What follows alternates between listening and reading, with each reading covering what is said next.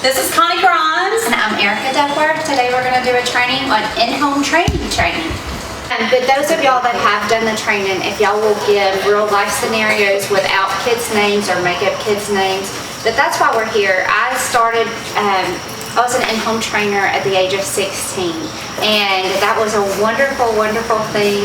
I was working at Dairy Queen, and a child would come in that had autism.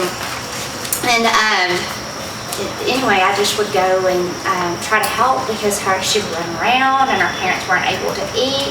And so I asked, can I play with her? And we used to have a little, it was important ages, we used to have a little playground, and I'd bring her to the back and help, her make ice cream. BT dubs, you're not supposed to do that, some kind of health thing. But she liked it and she was quiet. And so they came up to me and asked me if I wanted to be an in-home trainer. I had no idea what that was, but I knew it was a step up from Dairy Queen, so I said yes. And I did that for a long time, and I enjoyed it very much. I got very close to that family, and I got to watch her grow in those settings. The best thing for me, and y'all, each of y'all that have done it, y'all can speak about your experience, I guess, but the best thing for me was watching the independence that the family gained because of training and the empowerment that they had. Whenever I go into homes, I do the assessment piece, and that's all I do, and then I'm gone. Y'all can always call me. We'll tell you, we'll give y'all our numbers, our emails. Y'all can always call us and ask us questions. But whenever I first go in, a lot of the kids that we have on our caseloads right now, the parents are, I don't know what to do. I don't know how y'all do it and have, umpteen other kids, but I have no idea what to do. And those of y'all that have children, if you can just imagine having your own child and not knowing, literally not knowing what to do. I hear all the time when I do assessments, I'm sorry, those kind of things. Because kids are running around and they don't have any form of behavior or strategies or those kind of things. And there's often tears and, but we take baby steps and we shape those behaviors. So I feel like this is just a very gratifying job. And to me, it's almost kind of a type of missionary, but that's just my opinion. If we can kind of get everybody's name and then also the age levels that y'all teach or what y'all teach, that would kind of help us tailor some of our strategies and things as well. So you want to start, Christy? I'm Christy Melanson. I teach in Koontz. I'm first grade, EC through 6 certified and special ed certified. I did not know. I just got that. Oh, congratulations. We will write that down. Thank you. Catherine Taylor, Lumberton High School. Aaron Frost, 3rd grade. Rebecca Ward, 4th grade. Christy Cleveland, 4th, 5th, and 6th grade. Patty Pittman, primary, 1st grade. Kathy Henley, 1st grade pre-K. Retired. Yeah, just recently retired. So this has been hard for me to wake up today. I'm glad to be here. Rebecca Payne, kindergarten. Marissa Gilly Brigade. Shelley Millbrook, kinder. Oh, me. I'm Vicky Zlay, and I'm at the intermediate school and middle school. Jennifer Withers, 4th, 5th, and 6th. I'm Angel Evans, 1st grade. Andrew Baggett, 3rd. Lori Blake, 2nd. Okay, wonderful. Welcome. And did any of y'all have any interest in branching out in other age groups? Is there anything, sometimes we get people that are like, this is the age that I work with, but I would love to work with, this other group. Is there any of those in here? So tell me your desire. It doesn't matter. Or curiosity. Yeah. And some of you may have taught other grades than what you're doing right now, so that might help. Knowing who they are, not who they are, but confident knowing that I can help. And I love what you said, and I'll say this again later. A lot of times whenever we make our assignments, we will be very cognizant during this process of, okay, this is this person's strength. Know your strengths, know your limitations. But if you feel like, I might be able to do this, then just call us. We have gone, both of us have gone before and done 2 or 3 visits with somebody until they say, I got this. And You don't always to go alone. Yes. Yeah. And a lot of times, Miss Taylor, I think you can speak to this, but the big kids are just like the little kids, they're just bigger. They're just bigger. And somebody else raised their hand. I'm interested. I'm sorry. No, yeah, y'all's table. I came from 18 years of early childhood, so I'm interested in doing that. I feel very confident in the younger children Okay, than and up to the grade I teach now. okay, good deal. I've taught elementary, middle, and high school. Wow, okay, so we need to keep you in mind too. That's wonderful. And you know, sometimes you want to expand your horizons, so that's wonderful. And this is a very safe place to do that. Let's pull a few chairs. Do we need? I think we're okay. Are y'all comfortable, or, like, I could get that one and that one, so you have a This little might be a walk footrest later, so if you want to leave it. Do you need it? I don't need it. I'm just concerned about y'all, because I don't want you to feel like starting this. And I want you to feel like you have. I think this worked out really well. Like, And we're not moving around, so. yeah. Let me at least get this one together. This gas coming in. We are going to have a dance off. That's right. DJ here, how fast do you need them? I'm standing on these tables though. We have door prizes, so we're going to set that on a fixed rate of reinforcement. There you go. Yes. We want to be reinforced. Yes. Okay, so if you get out your blue folders that the lovely Connie put together, isn't it? It's only Right. in summer. It's their very first page. And they're numbered, yes. Yes. And I want you to have the Texas Administrative Code because that guides us. That is the law. So, you know, a lot of the words in here, you know, the definition as a whole might not make sense, but we'll go over it together. And home and community-based training are viable alternatives. That means that sometimes we will get somebody that can't, and Ms. Henley has had this case, I know for sure, but can't or struggles to go out in public or communicate with public personnel. And so sometimes it will be in the home, and sometimes you might meet the family at Dairy Queen and, you know, order a meal or that kind of thing. So that's that viable alternative. There might be community assignments. They are to assist the children with acquisition. That's the first blank. Acquisition means acquiring a new skill that they're not showing in that environment. Of social behavioral skills, so strategies that facilitate maintenance and generalization of such skills. Sorry. It's okay. From home to school, school to home, home to community, school to community. What we see a lot of times in special education is that a student is able to do something in one environment but can't in another. And so, you know, if you can, how many times have you heard parents say, oh, well, they do this at home, or they'll say the opposite, well, they never do that, right? You know, so when we hear that time after time, a lot of times they'll say, Erica, you get to go in home and figure out what's going on. And so I'll come back and I'll assess that. So if they truly can or cannot, then we're going to go, and the second blank is generalization. They have difficulty generalizing skills from one environment to another. So we're going to teach them how to do that. So a skill that they already have learned, we're going to teach them to do in another environment. There are 3 requirements that the state mandates that we do. So if you're going to be a trainer, you have to do this. It has to be based off of an assessment. That's not y'all's job, that will be my job. And then if you are assigned a child or a student, then you will be given that assessment. The services must be tied to IEP objectives. And I will write those IEP goals unless Sonia contracts with somebody else to do that. Now, you might get into the home, and this happened before whenever I was first a very naive trainer. I got into a home and a parent was just like, oh, you know, if you could wash the dishes and just, I'm not kidding. If you could just wash the dishes and tidy up around the house and make sure she doesn't run outside, I'll be back.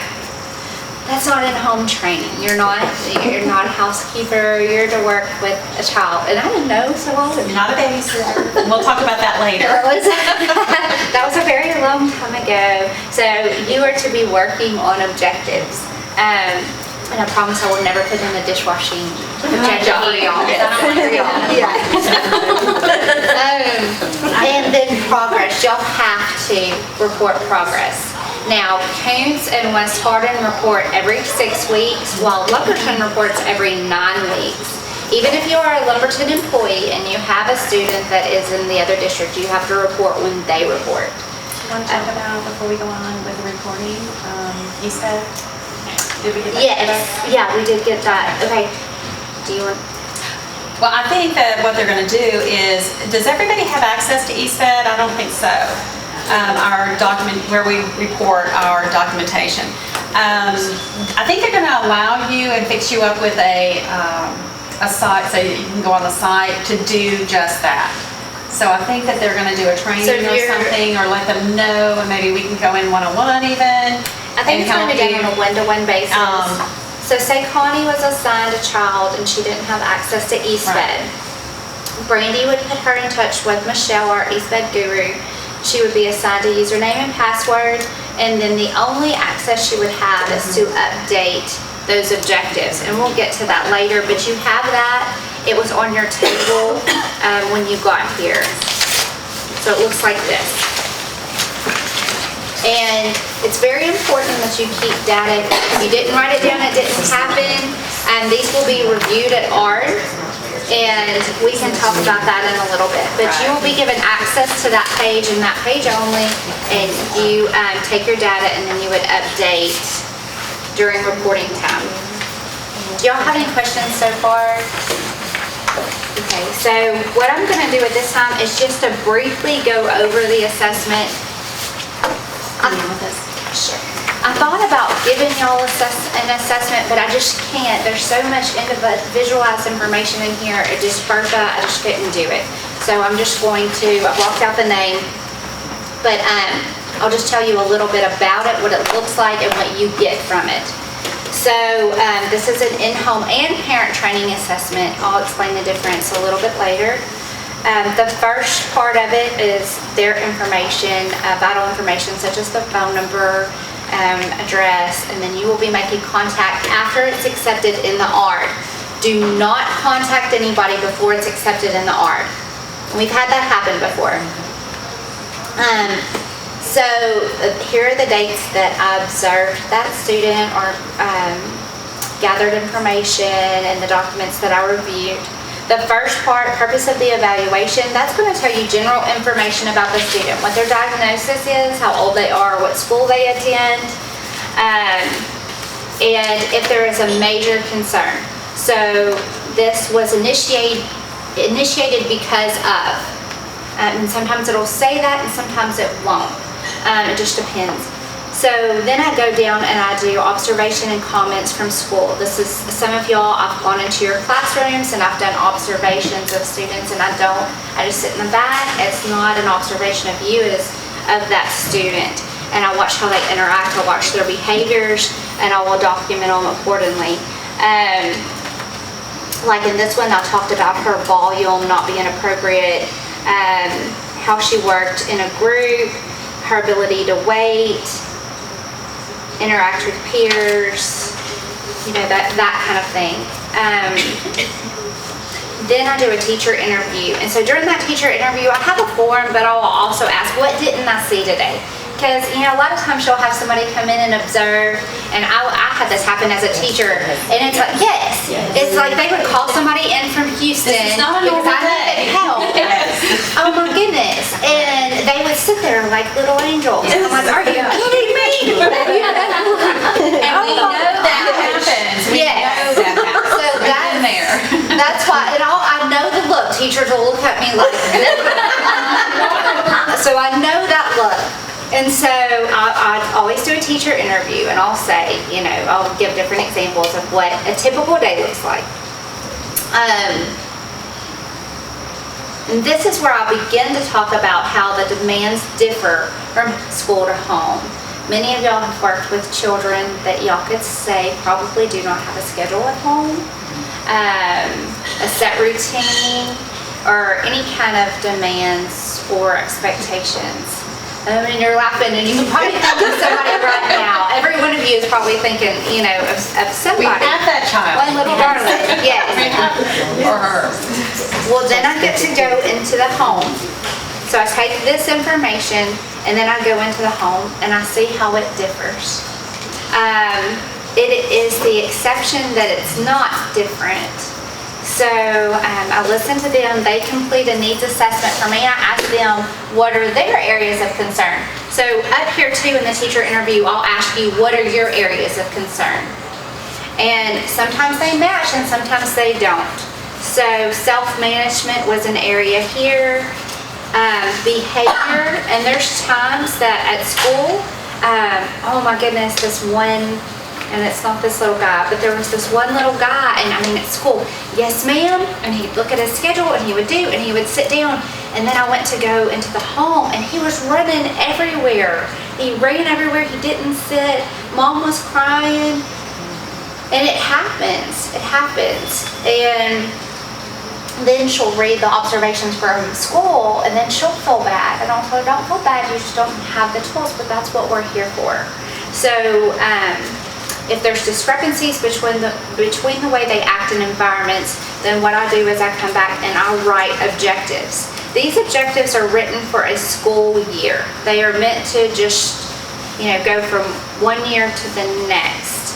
That's something that we're going to really work on, because a lot of times people continue them and they're just like other objectives. They shouldn't need to keep learning the same thing again and again. So do they qualify? Here are the objectives, here's the mastery criteria, and this is the amount of service. So 6 60-minute sessions per 9 weeks. That is to be scheduled between you and those parents. And we're going to talk about that later also. Now, whenever I write it like that, I mean, you would be in compliance if you went Monday through Saturday the first week of the 9 weeks. I mean, obviously you don't want to do that. I mean, hopefully you would span that out. The best thing to do, and I'd like some of y'all to talk about that, but is to go and concentrate on an objective or two, and then leave them with homework and tell them, I'll be back in a week and I want to see what y'all have done. You're going to see some parents who are very eager to do that. Some are very fearful, thinking that they can't do it without you. And that's, you go back the next week and that's what they're going to tell you is that, well, I was afraid. And so you've got to kind of work past that and let them know that in order for them to progress, it's going to have to be constant. And so that's going to be very, very important when we're focusing on those objectives so that we can meet that year, timeline. And usually, I mean, most of mine, by the time, maybe a month or two, they're on board and they're like, okay, now I see. When they start seeing changes at home is when they get on board. And it's like, okay, yes, the buy-in, because a lot of them, and some of them, example with me, I have one that came from another district that had the in-home training. So her expectations were already there, but they were different. When she came here, things were a little bit different. And so we went through that whole process again. So don't be discouraged if, the first couple of times that they're hesitant because they've already got a set routine at home and it's hard to break that routine. We're asking them to change their entire way of doing things at home. And I will say that not because of, I think it's because of the training we've been given, but a lot of times at-home training looks different in different school districts. And it's not always accurate. And so it's very important to know what our expectations. Right. And that's what we've shared in here. That specific instance, they thought it was more of respite care. They thought that Connie, kind of like the same thing, they thought that they were going to be able to leave and Connie was going to keep the child. And it was for 90 minutes, an hour and a half instead of the hour. So it's like, no, and we let them know right up front, this is what I will do, these are my expectations. You are an active participant every session and very compliant. By the time she got to me, she was very compliant. I don't know what happened before me, but when she got to me, she was very compliant, and it's been a great success. So some of the rules that we have in here are must. Never transport a student in your personal vehicle. We have had an incident a couple of years ago where there was a behavior in the front windshield was broken out of the car. And the parent didn't pay for that. And who pays for it? Yes, and the school is not liable to pay for that because you're not supposed to have them in the car. That's not your vehicle. Meet them somewhere. If it is to work on Dairy Queen, you're going to go and order a meal. If it is to go to Walmart and get a shopping list and exchange currency and that kind of thing. And that happens a lot of times with our older students because they're doing transition, and we're wanting to work on social skills and generalize those things that we've learned out in restaurants. This one student, we're doing restaurants. We're also doing public bathrooms. They feel comfortable going at home, but they may not feel comfortable going in a public restroom. So different things, you may have to meet them there. So as far as we're training the student and the parent sometimes. And yeah, very good. So we're going to talk about the difference between that. Let me do the My question is, if the parent has other small children in the home and they're trying to care for those. We'll talk about that in just a second, but that is a very good question because 9 times out of 10 they do. And so when we get down to how we work these manipulatives, and sometimes there's going to be social goals. So for a student to have a reciprocal conversation, a back and you forth, may use those or peers. shared. Yeah, you can use those peers, and then encourage. Okay, Mom, you sit behind Joe, and I'm going to sit behind Sam, and we are going to share. Or that kind of thing. Or we're going to do playing games in Yes. the home, and that's a big one because, like she said, sharing. Not losing their temper, anger Waiting. control, waiting is the big one. That is huge. accepting no. But you incorporate the siblings in, and not make them a part of your training every time or the entire 60 minutes. But 9 times out of 10, with my experience, they've been eager to help because they know that if I help my brother or sister, my life is going to be a lot easier. And a lot of times they get excited when you come. They do. And they want Usually they meet me at the door. Yes, and they want to kind of sit and be an observer, and they want your praise Or a too. helper. Yes. Yeah. So it can be used to your benefit, but there's every once in a while we'll have things that are academic goals. Those are kind of the exception. And if that's the case and you're working on homework or trying to initiate homework or the duration of homework and engagement, then you could say, Mom, I'm really going to need his attention without distraction. What is a good time that we could do that? Is there a time that you and If you set a time to go every week, it's not written in stone. You can alter those times to fit the parent, and we're going to talk about that a little bit later when we talk about going into the home. And I just call things like they are. Like I would say, I think Connie could have done better today if she wasn't so worried about what they were eating over here. So is there a time where, it could just really, we could focus on Connie? And we also have animals that do the same thing, like pets.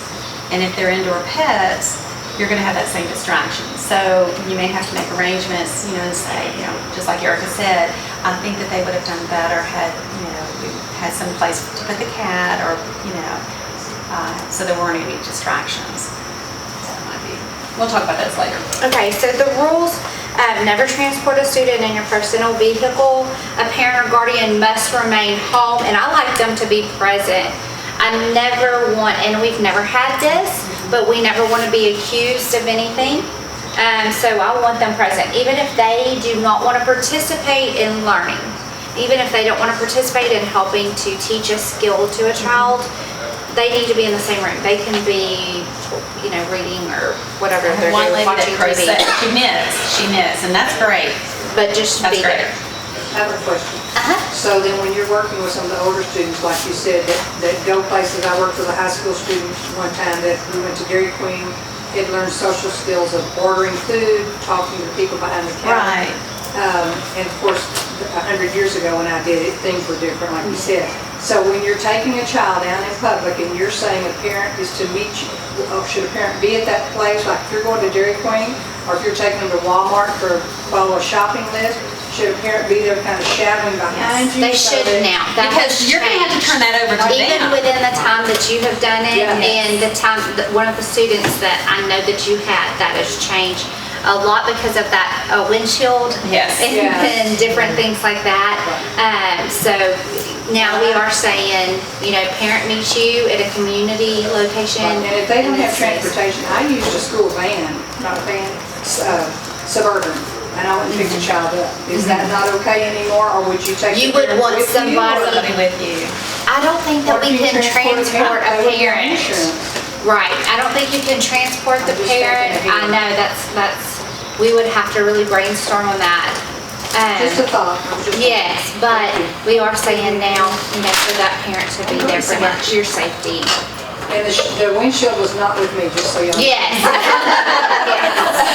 But Kathy, the thing is that our goal is to get them to independence. And so if the parent is not there, and this is, fortunately, the parents have been very cooperative with me, is that they don't have to be right there, like Erica said, participating in the activity or whatever it is that you're doing.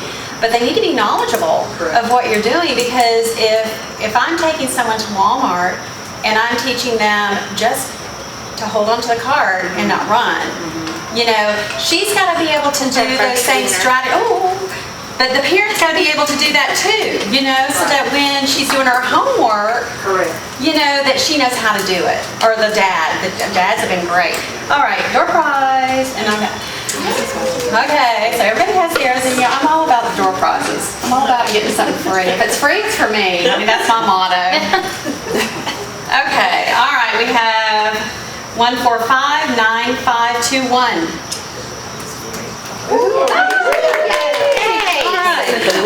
We should have done what we learned, but I didn't do that. Where we did the cards, we'll do that another day. Yeah, we only have 3 hours. I would have taken it and made her cry. Okay, we have a penny board. Does everyone know what a penny board is? All right, penny board, I did a little example on They're there. magic. They are magic. Did I do that one? No, I didn't. All right, so the penny board is our token economy, or really I look at it as a contingency reward or reinforcer that they're going to get something. They have to work until they, earn whatever it is that they have.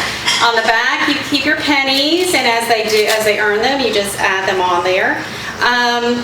Now, I've had a teacher ask me, do they have to do 5? Well, a lot of times we do reinforcement quickly when we're doing it in an acquisition stage, when we want to make sure that they stay positively moving along. And then there's other times where it's like we're going to slack off, we're going to go a little bit longer. And so you can either do the timer, or one of the things that the teacher did, and I didn't even think about it until I walked in, I'm like, why is that there? And she had another Velcro, a little piece of paper, but it was Velcroed on the last 2, and she was just doing the 3.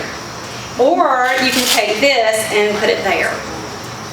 Or you can start off and just have, 2 already on there, and then add 3. And what I was doing, and she was listening to me, is that just sitting, you came and sat down so nicely, thank you, we got our first penny. And then the first time that they looked me in the eye, because that was one thing, getting eye, they earned another penny. That had nothing to do with the task at hand. But we went ahead and positively reinforced them, and then I had them work for the rest. And then working for a puzzle, I don't suggest you keep it here, but I just, anyway, you just get whatever you want. You can add Velcro on there. I've seen teachers put their different choices on the back. But anyway, yay you. And you can use it with so many. Oh, and yes, and I'm going to talk more about that later. Let me see how Did you reset it? Yeah, I'm going to reset the timer.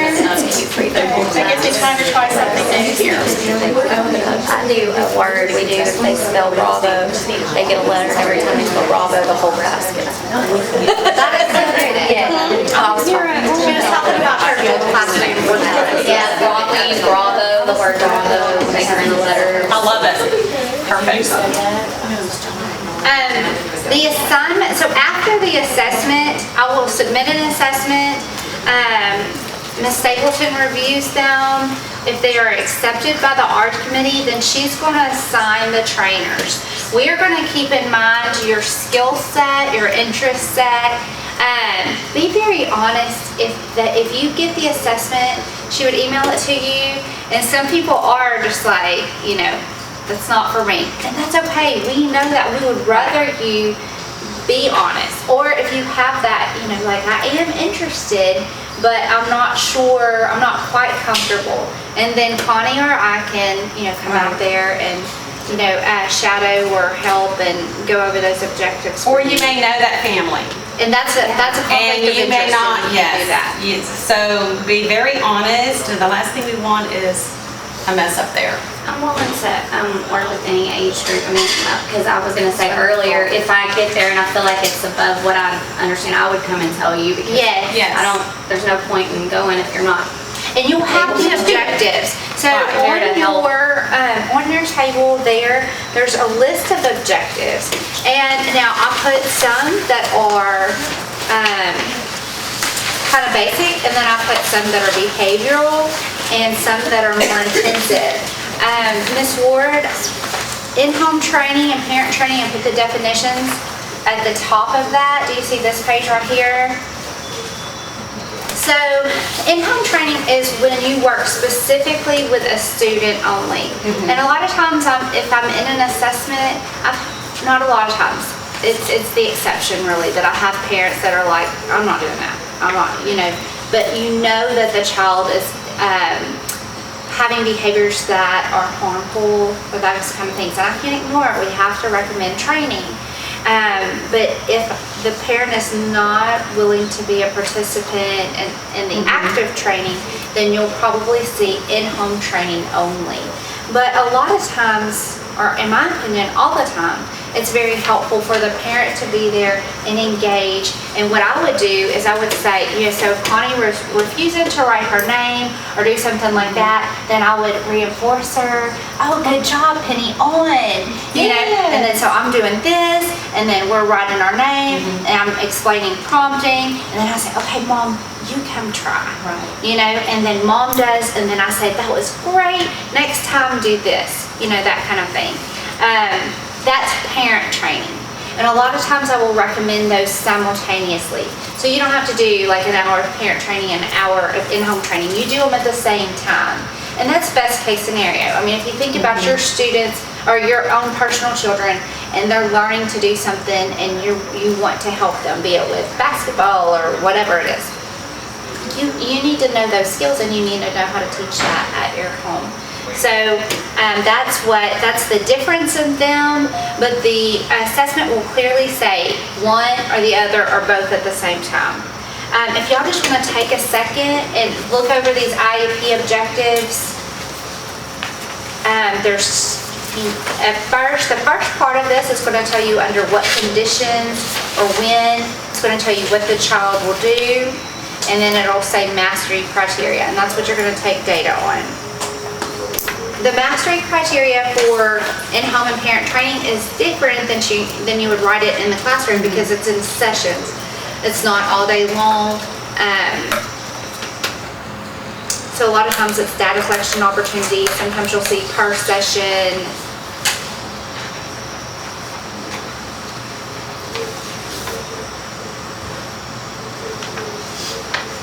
I have a question. But, and if it's something you're going to explain later, if it has no importance, just tell me.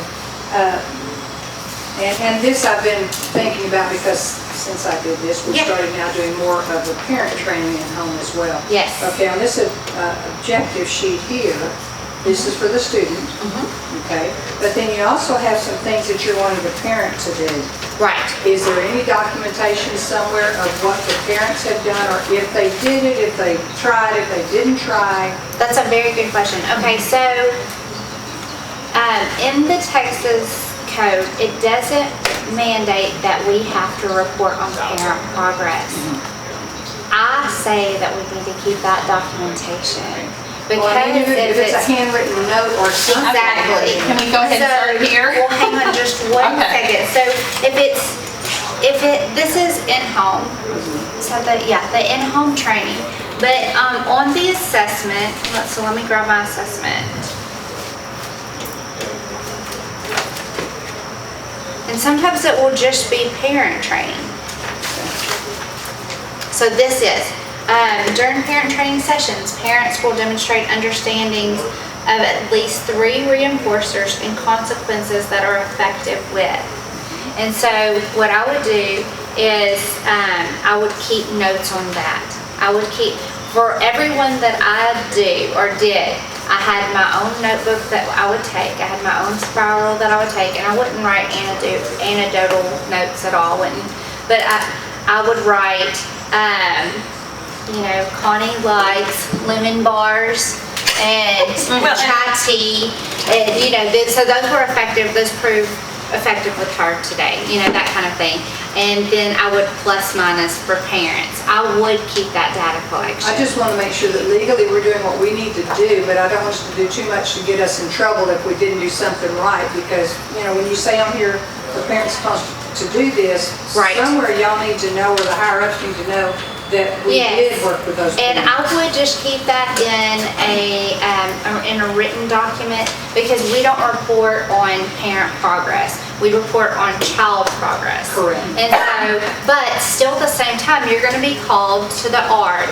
Now, most of the time you don't have to attend, you just send your documents, especially if you work at the primary school and it's a middle school student. You can just send your documents over there. But if you say that parents mastered all parent training IEPs, they're going to want to know, what is how do you know that? And you need to keep that, or be able to look back at that and report that. So that's very important. Where is that? Is that just going to be in a file that we're going to have, or is there a spot in EastFed that Yes. Okay, if I'm jumping No, not at all. And if I'm jumping ahead, you let me know. I usually use this as my data just because I've got to use this anyway to document into EastFed. So I write all over this.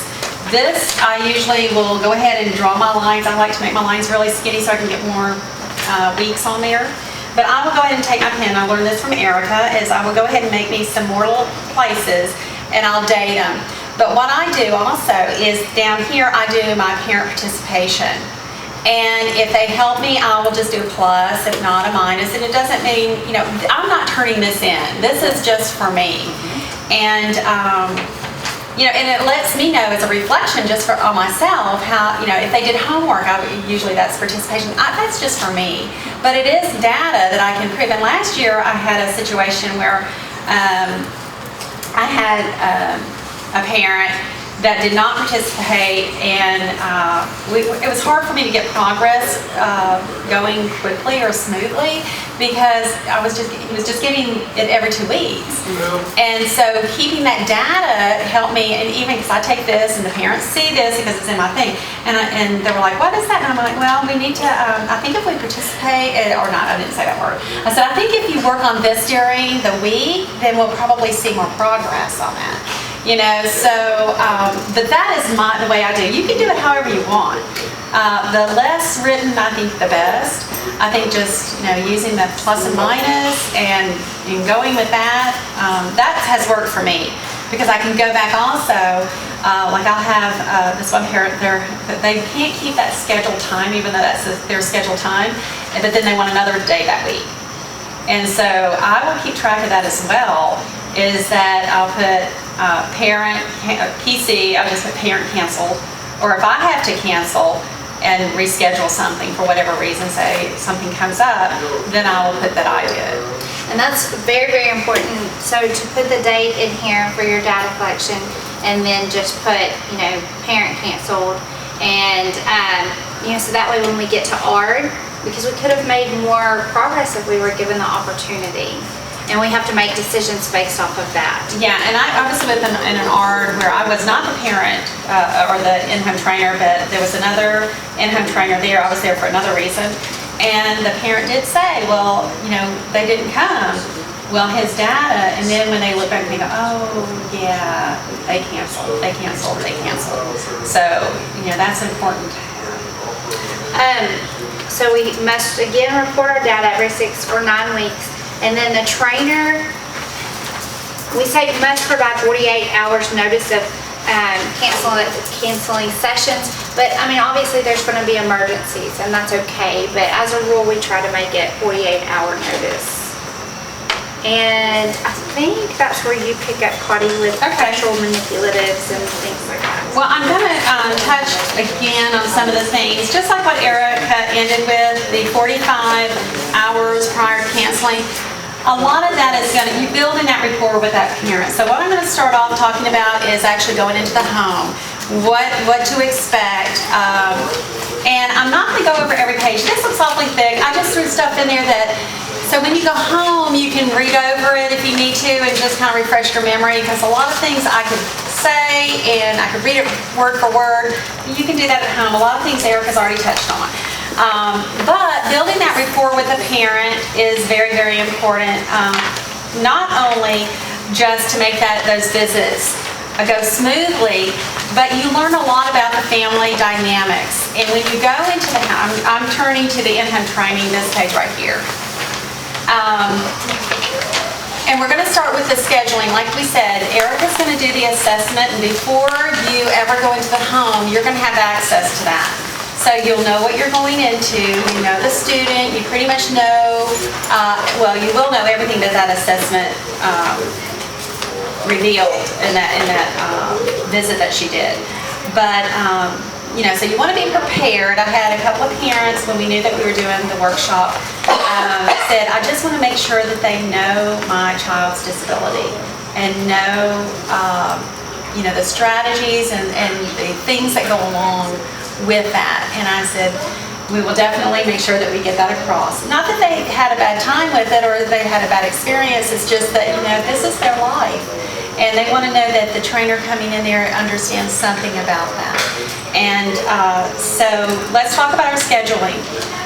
Some of them, the majority of them are 60 minutes, right? And they may be various, like some of them may be, mine is, like I have some like every other week, like 2 times a month, and it will state exactly how many you're supposed to do. When you're scheduling that, talk to the parents and make sure that you have a date that's not going to have a lot of conflicts in it. Like with the parent, I had a parent's divorce. So when you get those children, you need to make sure you're going to the moms, and then you're going to go to the dad. So you're going to have 2 days. If they're in agreement. If they're in agreement. Sometimes we do and sometimes we don't. Right, and they may be in agreement and may decide not to, so it just depends. But sometimes they want to talk about each other and we don't do that. And we don't do that. You are like the, I don't know anything. So.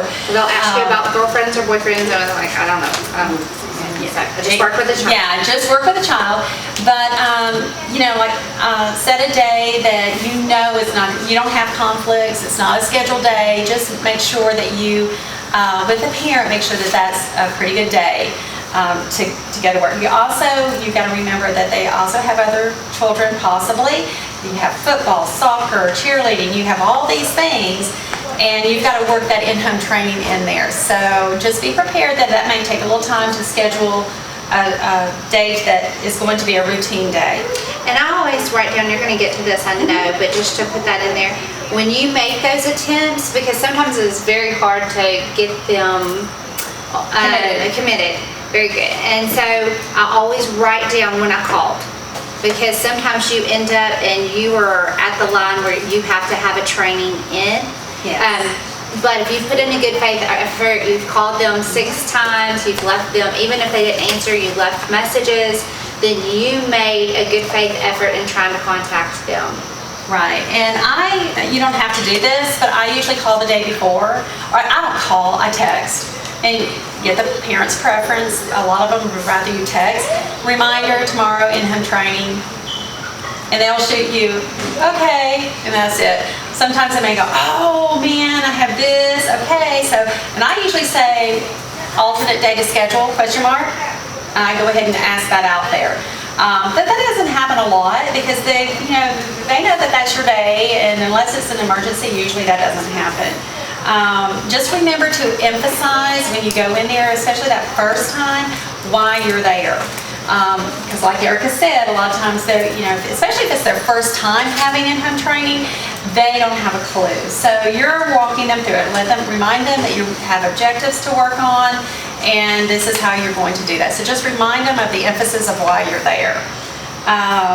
Make sure you have your documentation with you when you go, and I have mine here, you have yours. If you look in the pocket, you're going to see, one, you're going to have those IEP objectives, which I did not put in there, but you would definitely make sure that you've got your objectives. Do your little binder, folder, however it is that you want to do it.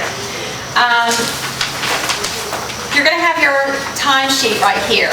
This is your money. Your money. You want to make sure this is right. And mine is not always, but that part has been right, the scheduling. But one of the things, oh, this one doesn't have it. Guys, make sure that y'all have at the top, the parent gets a signature. Do you have that? Okay, mine. Okay, I did that after I put mine in the packet. But up there at the top, you need to make sure, and this is what I always forgot because I didn't take it in with me, but make sure that you put it in your binder or whatever you take in, and after each session, you write it out and they initial or sign it. I think the sign. I don't think it's initial. I think it's sign. I'll just know that the district now requires us to turn it in with a signature. Yes, saying that we did it. And I have parents that do not have a problem doing that. Like when I go in to do the assessment, they're glad I say, can you please just initial, but I say initial. I usually say initial too, but I don't know what I've done y'all. And so, you know, it has the date and everything there. Just don't forget that because that's your paycheck. Yes.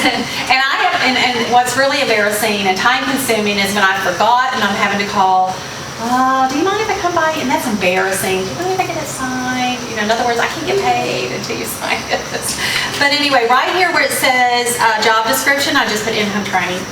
And, you know, and then just get them to initial next to that. Did you have a question? I was just going to say, can you email us one? The one I have does not have it on there. Oh.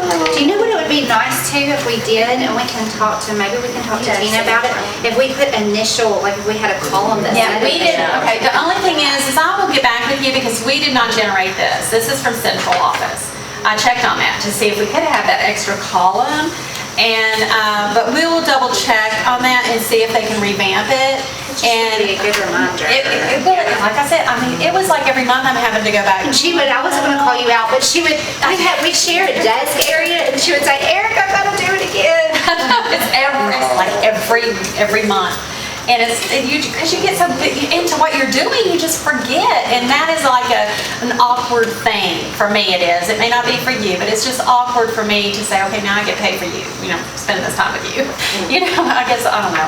But yeah, if you didn't get one there, then I'll make sure that you get one, okay? I don't have this generated. It's, like I said, it's from Central, and they just give it to us, but I'll make sure that you get Yeah, I have an electronic one that I use for. Oh, really? Do you have one like this? You're kidding. We may have to share We with me. email it to us? Yeah. Because I will fill it out every month for like my tutorial. Yeah. And like my summer school. And I will just go in and make a few changes every once in a while, then never turned it away. Real? Well, Taylor has a question. Since I'm not technically a Lumberton ISD employee, how does that work? You sign that because the Big Thicket Co-op, Lumberton is the fiscal agent. and they're going to be giving you the paycheck. Okay, because like it said like employee number and all that, but I don't have anything with Lumberton. And they might end up giving you an employee number. I'm not sure how that works, but I do know you'll probably, when you get assigned somebody, you'll probably have a sheet to fill out, and then they'll give you a check. Where ours is direct deposit, they'll send you a check. Okay. And we do have others, like I know there's one at West Hardin, an in-home trainer that's, teaches there. So I know they do that. I just don't know how they do it. If I could interject something, I just don't forget this really quick. Trust is huge. When she talked about meeting the parent initially, that first session a lot is going to be on rapport. And just letting them know who you are. And a lot of times during my assessments, just letting them talk. And that is very rewarding, and just really finding out where they are and meeting them where they are. Now, I have been into homes that are gorgeous, and they will have me. I had this one home that had like, just different hors d'oeuvres set out and all kind of stuff. I'll have people offer me dinner. That was really nice, really nice. And I've had that. Oh, time for another class. But let me finish. Okay. But then I have been into homes. Oh, be quiet. I've I've also been into homes that have plywood floors and, or in other areas, property that has multiple trailers. And, so be aware of that too. If it says that it's in a particular area and you know that area and you're not comfortable, ask about it. Sonia's married to Ed, and so he can tell you exactly where it is and, if there's any concerns. And there's been a time or two that she said, hey, we don't need to go by ourselves. And that's, so we figured that out. But That's few and far I was going to say that is the exception. Yeah. Usually it is a very nice home, but I never talk about it either way. Well, and usually if they signed off, unless Erica's had to go in there and do a parent training because they really didn't want anything, they are welcome. They are so glad you're there because they're eager to learn. And they want to see how others interact with their child because they're with their child all the time. They're at school, but the parent's not there. They're not seeing this. So they're usually so glad to see you. And they do put out hors d'oeuvres, or they'll, make sure they have drinks or you something. Or cookies or yeah. I'm not going to say you get a full meal when you go, but they're just glad to see you there. And the other thing is too that. And hopefully I feel some of this before y'all go, but a lot of times I go and they'll ask me about CPS.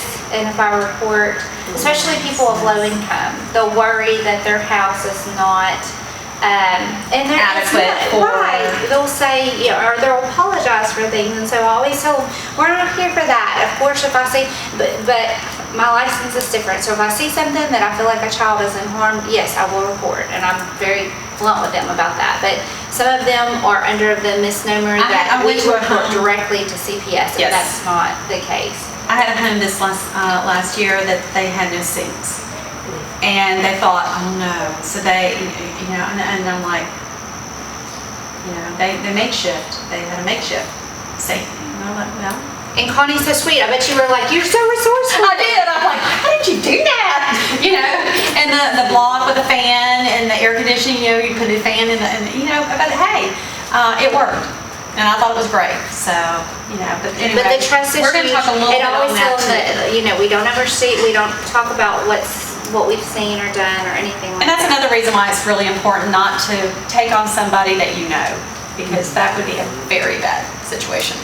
Even though it's not, good, legal for us to do that, or legal in our mind to do that. But anyway, we're going to jump ship now and go back to our... door prize! Door prize! Oh, gosh. See, somebody likes it just as much as I do. And knows us. Knows that yes. All right. What? Are you requesting? All right, I think everybody has the very first numbers. 519. Yeah!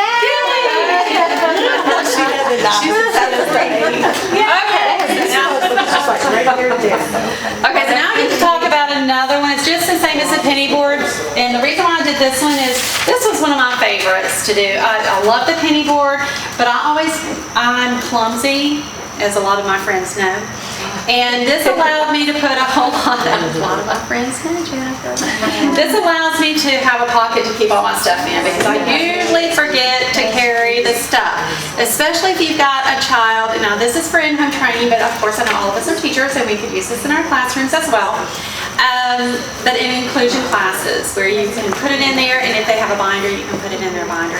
I was just always very forgetful, which Erica knows that is me. Again, you don't have to use pennies, and the reason why I really want to stress this is a lot of times, we're going to talk later about task analysis and schedules, and so you can actually use this and make other little icons like for a task.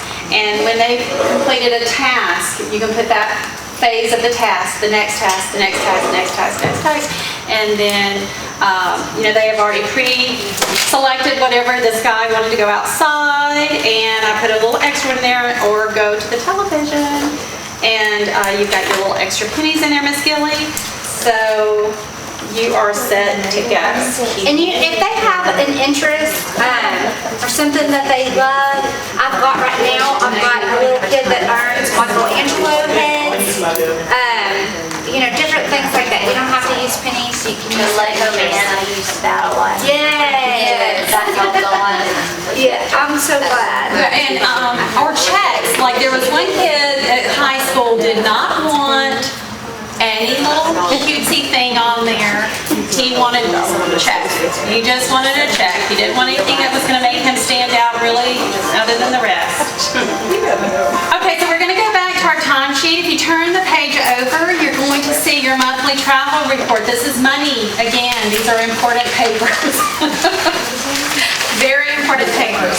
The reason you have two is that the first page, dang, and it did not print everything, but the first page is gonna have this where it has the total miles of all pages, the total amount to be paid. And I can't remember what that last one Just the was. total owed, I think. And Tina will do that. Oh, yeah, like the, Oh, did I give you both the same page? No. Okay, so then turn the page. This is your first page. Make sure that the first page is here. If you have more than this, your second page doesn't have that at the bottom. And this is again from Central, the way they want. and they've been requiring us to turn that in every month now. Yes. As well as We the used to time wait, sheet. get a big paycheck. At Christmas, but we get We would wait like 4 or 5 months and then it's like, yes! Well, we can't do that now. And then also, if for whatever reason you get to a home and they're not there, you can bill for mileage. Bill for mileage. Yes. Can we bill from our driveway or do we have to bill from our campus? I think I think that you can bill from where you start so if you go home. So if it's, say your session's at 5 and you go home, true. then you bill from where you start. yeah, Okay, that's a good idea. what if say, I'm behind and I start a high school, we go to their house, then what's up? Is it just going to their house or? To and back. So would it be from their house back to the high school even though I go to Beaumont? Now, I'll tell you what I do. Now, Erica, correct me, because they have not had a problem with this. Because I live in Sour Lake. And so, and I never charged for that now that I'm thinking about it. Ever. Ooh. It's too late. Too late. Okay. So what I usually do is I'll put the date. But I need a lot of those Danish just to make up for it. That's true. All right, so I'll put the date, and let's say I start at Lumberton High School. I put LHS, and I put like a little arrow, and then I'll say to, and then I'll put the address, wherever it is that I'm going, and then I'll put a dash. And that's where I'm gonna figure out my mileage. I did not give them a mileage sheet.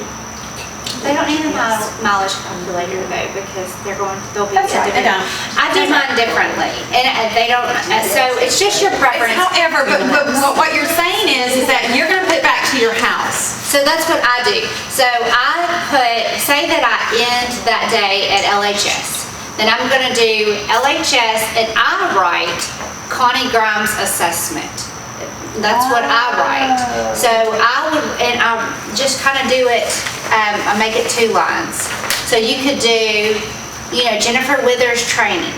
And then I That's put, probably safer to do that than an address. I've never done an address because I've never billed for going all the way back to Sour Lake. I always put it back to the co-op. and then I put home or co-op or whatever. A lot of times I go to the co-op and I write my report right then. So, but that's how I do mine. And I don't put the address, they know the address is in Pinks, but that's how I do mine. So erase what I just said because I've never actually put the address. I just kind of made that up, But because I never charged them for going back to my home, I always did it for going back to work. 2 years I have done that. Because that's what I figured is that why would they pay me when I stop by anyway if I was already at work? But for the service, they're paying you for the service. Okay. Y'all might want to ask Sonia for clarification, because it seems like I went through that before, whenever I did the in-home training, asking where it was to go from. And I think I did the very same thing. It was always from school to where I was going, and then it was back, I think, like to the co-op or something. I'm not positive. That's how I've always done it, but hey, We'll find out. Considering where some of us live now, and if, Right. if you live in Coons and you serve a Lumberton kid or West Hardin, I mean. And I have to say that I did that. I had a West Hardin that I went to, live in Lumberton. I left from LPS, went to West Hardin, and then I went back home. And I did mine, and I asked about that one, but we need to get a.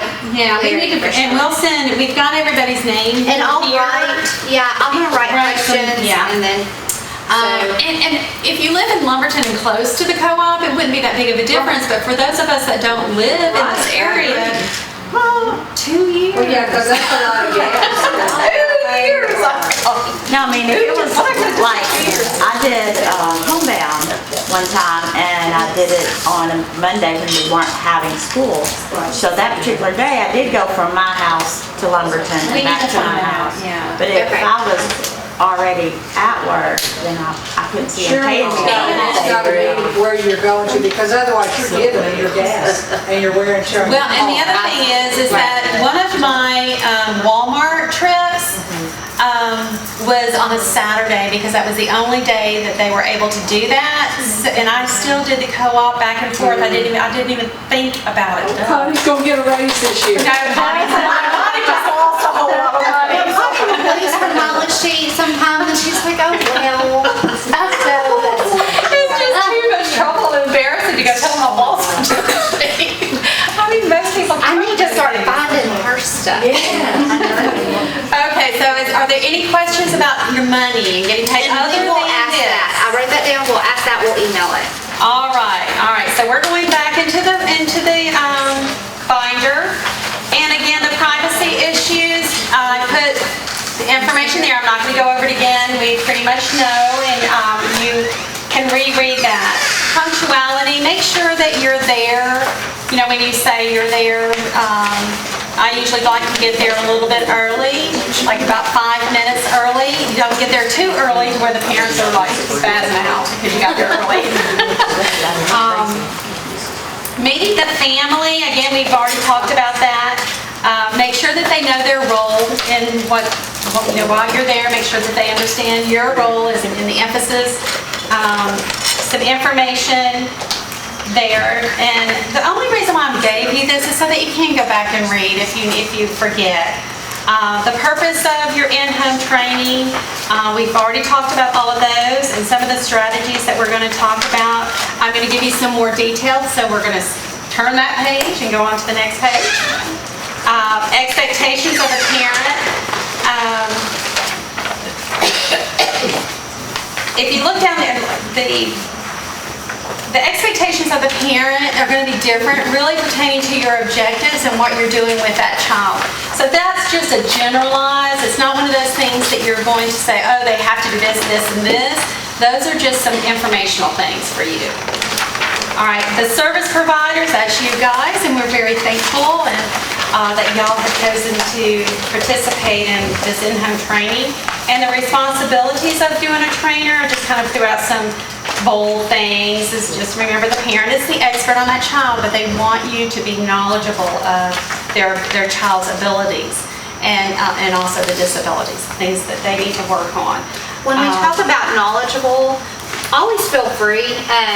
We get questions all the time. I ask questions all the time.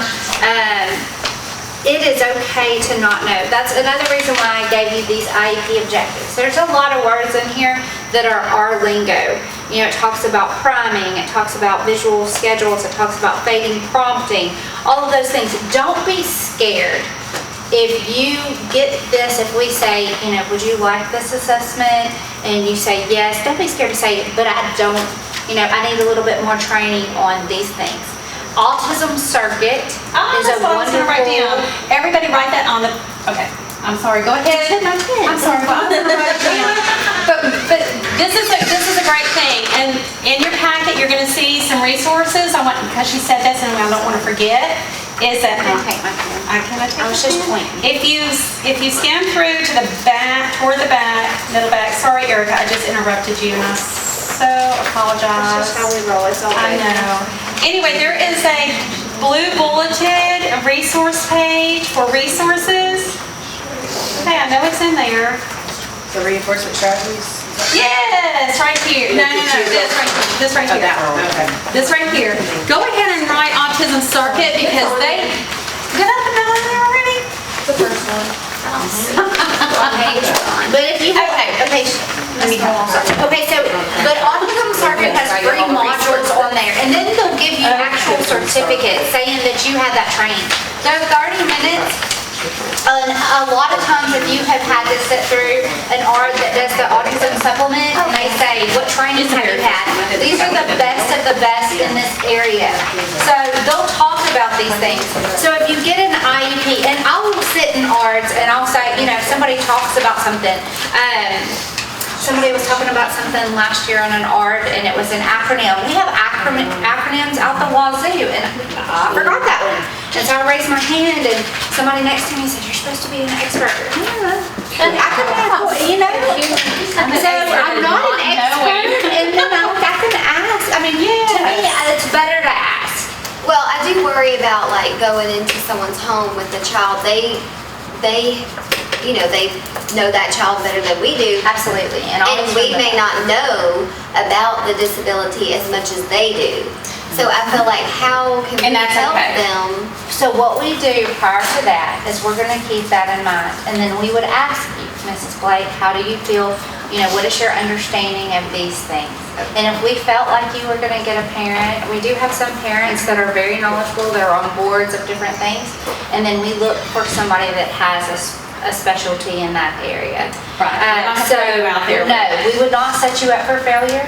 And, you know, just be really honest with us. Also, another thing, Miss Gilly does this, Miss Withers does this, Bridget does this, and we do it with each other. We'll say, hey, do you have a social story on, you know, or I'm having a personal trouble with this. Or, I do. Yes, or scratching inappropriately. Thanks. You know, can you make me one? You know, stuff like that. And we have massive resources. So. Don't recreate the wheel, because odds are somebody in this room has done that before. And so if you send us an email that says, you know, my kiddo needs this social story or this task analysis or this kind of thing, we know how busy y'all are. Y'all are so busy. Y'all work at school, y'all work after school. People talk about teachers' hours. That's a joke. That's all the time. So, you know, email us first before you feel like, oh, I have to make all of these things here. So don't let this scare you. And that's one of the reasons why, as I was creating this, putting this together, any resource I used, I turned to this page and went ahead and put it down. So that you would have exactly what I normally turn to. There are a whole lot more out there. This is just what I use to create this, and you'd be surprised how much you've got in those resources, and they're free. I go, like I said, if it's free, it's for me. So, but like she said, don't reinvent the wheel. We have probably had a student that we've had to do something similar to what you need, and if we didn't, we might be able to know where to find it. Could we give this sheet to the parents and say, this is a great resource for you to look at and try on? Absolutely. And as a matter of fact, in the training and the parent training objectives, a lot of times I'll put one in there that parent will be able to identify 3 areas of, or 3 resources to, you know.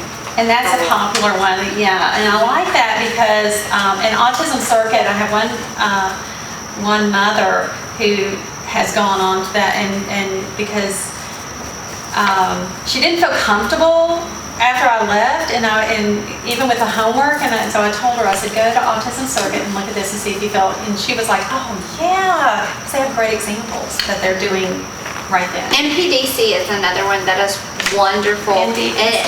NPDC, it's the National Professional Developmental Center on Autism. So the A didn't make it, but NPDC, the National Professional Development Center on Autism. But be sure to put autism, because if not, it brings you to some kind of petroleum. Yes. But thank you. Say it one more time, NPDC. And D, yes, like dog. N like nose, P like popcorn, D dog, C cake. I like cake. I like cake. I like cottage wonderful. So my job in that IEP is to say what evidence-based practices we will use. So sometimes you'll look at that and think, why are you using those words? Why don't you just say da, da, da? It's a legal document, and I have to defend, how we're going to do that.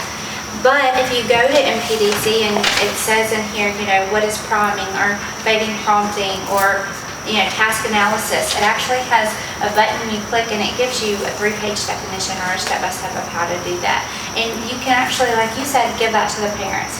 Oh, today we're going to work on a task analysis. This is what it is. That's another good source. I think that's very, very good. We're going to go ahead and turn to this page here. And I just threw this in for good measure just because I really enjoyed, as you can see, I downloaded it from the internet. I want to make sure I give them credit. I did not create this at all. But 10 simple strategies to promote positive behavior. We need to remember that everything we do, if you notice that the objectives are all written in a positive format. And so when you're doing that, you also want to, when you're going into the home, making sure that we use a lot of praise for the efforts. They may not get it right away, but we definitely want to make sure that we encourage them to continue. And that's not just the child, but the parents as well. Making sure that we know that, we're starting small and that we're going to get better. So just those things that the child is doing, his efforts that we're shaping. It's in the process. Absolutely. And also children's behaviors. Using your thumbs up, high fives, those visuals. Those are things that they see at school. That also needs to be generalized elsewhere. I have a student who never really used those, and so proximity was a problem. And that was also at school and out in public. And it was, it's not safe. It's, and that's how I approach the parents, is that it's not a safe thing. And so we're going to work on that. But using those high fives, and you can use that as a proximity thing, also teaching, but it's also praise. That's the things that they see at school. Thumbs up, high fives, anything that you normally use. And that's where also talking to the teachers, what works best in their classroom, you want to use those as well, because if they work best there, they're probably going to work at home. And the parents don't get to see that. So they may not know those gestures or things that they're told every day that works. And that's a really good thing. It's very important to talk to those teachers. And doing those assessments, there was one last year that was just key. It was the little guy that was running amok at home, but at school he was high and tight. It was one of the most, very, very different scenarios that I've seen. And the teacher would use this one phrase. She would say, it's time to sit and I'll give you a choice. Or it's time to sit, I'll give you a choice. And then she would say, you can do this or this. And then he would sit down, look at her, wait for his choice, and then choose. But at home, when there was no sitting for a while, but then once given that tool, he was able to do it because it's, I've heard that before. And so they learn faster, so we're just moving it to a different environment. Prize time. Oh, it's prize time again? Mm-hmm. All right. We have another penny board. 5, 2, 3. Yay! That means you go take a shower. Let's see, what is it? I turned these over so I would be surprised because you just never know. Oh, computer! So choice of McDonald's. That one's mine. Especially now that they have all the drinks for $1 again. They became back my friends again. Okay, so congratulations. All right, humor. Some of our students don't understand humor the way we understand humor, so you figure it out. But humor is also a good thing to use to keep that lightness, I guess, and not where okay, this is like at school and it's work. You've got to keep it to where they're interested and want to participate. They're always going to look at you the first time, like, what are you doing here? Exactly, like, I'm already done with school. You don't need to be here. But, ask them about their day, because 9 times out of 10, you're not going to have that student. So that's a good opener. How was your day? And start off like that. just make sure that you express that you're proud of them. So these are just a few things that, one of the things I really did want to touch on is avoiding some of those negatives when you, on the next page, that very top, it says take an interest in your child's interest. Avoid, well, let me skip over. We know what we like to do, but we got to look at what the child likes to do. Like, I may like to read social stories all day, but that child that may not be his thing. So we've got to make sure that we're focusing on the child and not things like, I like to do crafts, I like to do arts and crafts, and this child may not. This child may like to play outside.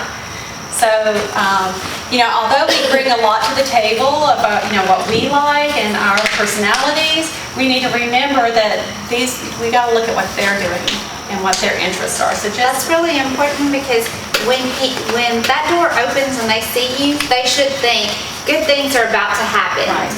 Yeah. It's about to get better. My day's about to get better. So the first time you come and if you know a little bit about this child and you've contacted the teacher and maybe they like, I had a kid the other day that liked or something, I don't know. Anyhow, so if you go and you're able to say the name of something or ask them about something, or if you have a kid right now, one of our older kids, if you talk to him about the Olympics, as soon as you got there, you have him. He would talk to you the whole time. So if you just know that little thing to get you in the door, through the assessment or through the teacher's notes, then you're one step ahead. Understand that like Erica said, that they're gonna be nervous. 9 times out of 10, they're gonna be anxious and nervous as to why you're there, what are we gonna do, and keeping that positive, knowing what they like to do. I have one little boy that he knows sometime during that month, I'm gonna have a car. He likes the little Matchbox cars. He knows that I'm gonna have a car. Sometimes I don't leave the car, it's my car, and sometimes he earns the car. So he never knows, what it's gonna be, but that's his big deal, is the cars, those little cars. Following through with your promises. How many of y'all know what a first then? When y'all use first then? Okay, pretty much everybody does, and I should have put an example in the binder, but I did not. Making sure that you follow through with the promises. If you say first we need to do this work, first we need to do this, then this. Okay, don't ever, whatever you do, make sure you follow through with that. And mean what you say, or say what you mean and mean what you say.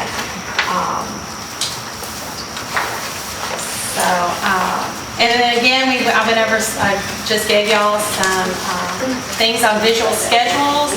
We went to a fabulous conference at the beginning of the year this last year, and the presenter had one of her sons who is like 20, 21 years old with autism. He showed up, and it was amazing. And her thing was, I've gone into homes, and I've gone actually into classrooms where they said, oh, they don't need a schedule. They don't need, they're past that. They had that when they were younger. They don't need that anymore. And I learned at that conference how important, even at the age of 21, we all keep calendars to keep us on track. We may do a daily planner, and these guys need that as well. So what I did is I added the page of having those visuals, having that schedule. An example down here, this was just one of mine that I just tried to remember. But remember, when they're going into a home, they may not even have a schedule or a routine. Well, actually, they do have a routine, but it's not a good routine. And it's not a functional routine. And so you're going into those homes and you're helping them do a schedule. I had to go in, when I went into this one student, I went into their home, and the student ran the house the whole time. I'm like, whoa. And I said, do we have a visual schedule? And I had already checked at school, and they had a visual schedule at school. I had taken a picture of it, and when I showed the picture to the student, I said, look, I saw that you did all your work today. And oh my goodness, his attitude changed. Totally changed. And the mom was right there, and I'm like, how about if we do a schedule for after school? And she welcomed that. So depending on what your objectives are, is working out a schedule with breaks, positive reinforcements, and things like that. I gave you just a sample one down here of mine. One that I did for their every day, and then on the days that I came, we had a different schedule. And one of the main things that if you're going to do a schedule is allow for flexibility, because things happen. We go to the doctor, we have different appointments, we have soccer practice, cheerleading practice, brother needs to be here, sister needs to be there. So make sure that you sit with a parent and y'all work that out. But I found that if I have a schedule when I do my in-home training, they love to keep that schedule because they've done it at school. 9 times out of 10 they had one at school. And I like to go in and take a picture of the one that they're using at school, and I make it very similar. Some of them are straight down, up and down, and I've got some examples in here, and some of them are all different ways. So I just try to mimic whatever they had at school. So when you leave that house, talk about what you would say to the parents as far as your expectations of them to continue that while you're between visits. Right. Well, usually I text them and say, how is your day going? Usually by a day or two later. But before I leave, I've already gone through it with a parent before I printed up the little things. So we've tweaked it a couple of times. They'll try it a couple of times, and 9 times out of 10 we have to go back and fix. But I think the communication of letting them know that we're going to check and see if they can, how much independently that they can flow from their schedule, or tell me about it. That way I know that they practiced over the week or 2 weeks or whatever. And then a lot of times the parents are anxious to say, oh, this came up and we had to change the schedule. Well, how did that work? And so they'll tell us, and if it didn't do well, maybe we can work things out to help them make it a little bit smoother. Or a lot of times it's like, it worked great, and it's because they do it in class, and now we brought it home.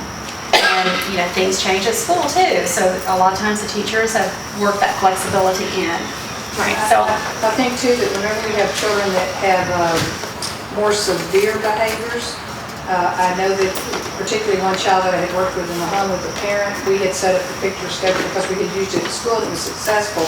We had to really stay on that schedule, and I would go in the home and there would be pictures on the schedule that I'd left with them. And I'd say, well, what happened with our picture schedule? Well, we just take the pictures off. And how did you handle the situation? What did we do? Let me help you work through that. Yes. So things that they're dealing with when we're not there, when we see those kind of things, then we can kind of help them, model for them what we can do to help with that. Right, yes. right. And then I would make a note of that, like yes. Because see, then there's your parent documentation. Exactly. Right. Exactly. And I can't say that every time the parents are like on board. Sure. The thing is that they will be on board, I promise you, once they see it working in the home, because their lives have now changed to the better. Right. So I think that my whole mindset changed when I listened to that young man, and realizing that he can go a couple of days at times without a schedule. Sometimes he can go a couple of weeks, but just knowing that schedule is there at all times gave him the comfort, and his anxiety level, they said, had changed so tremendously. That keeping that schedule, and I thought, well, Erica sees every day when I get on my calendar, oh my gosh, do I have the schedule? Do you have any schedule today? And I try to act like I hadn't lost my calendar. So where are we going to be? And like crying. I don't know. In my back seat. Okay, they're learning way too much more about me. Jennifer already knows way too much about me. Okay, so let's turn the page. We're going to talk about the task analysis. And we kind of talked about that. Basically, a task analysis is breaking it down, breaking a activity down into parts. The main thing and I had trouble with this, and when you look at your objectives, you will immediately probably see, oh, I might have to do a task analysis for that.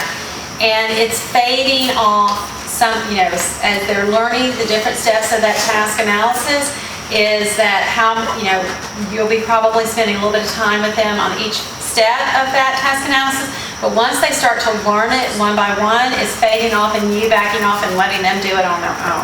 So a task analysis is an activity a whole activity that you break down into steps. So if I asked Jennifer to clean that table off, then the first thing on her task analysis would be for her to put away her personal items. And then the next thing would be for her to throw away the trash.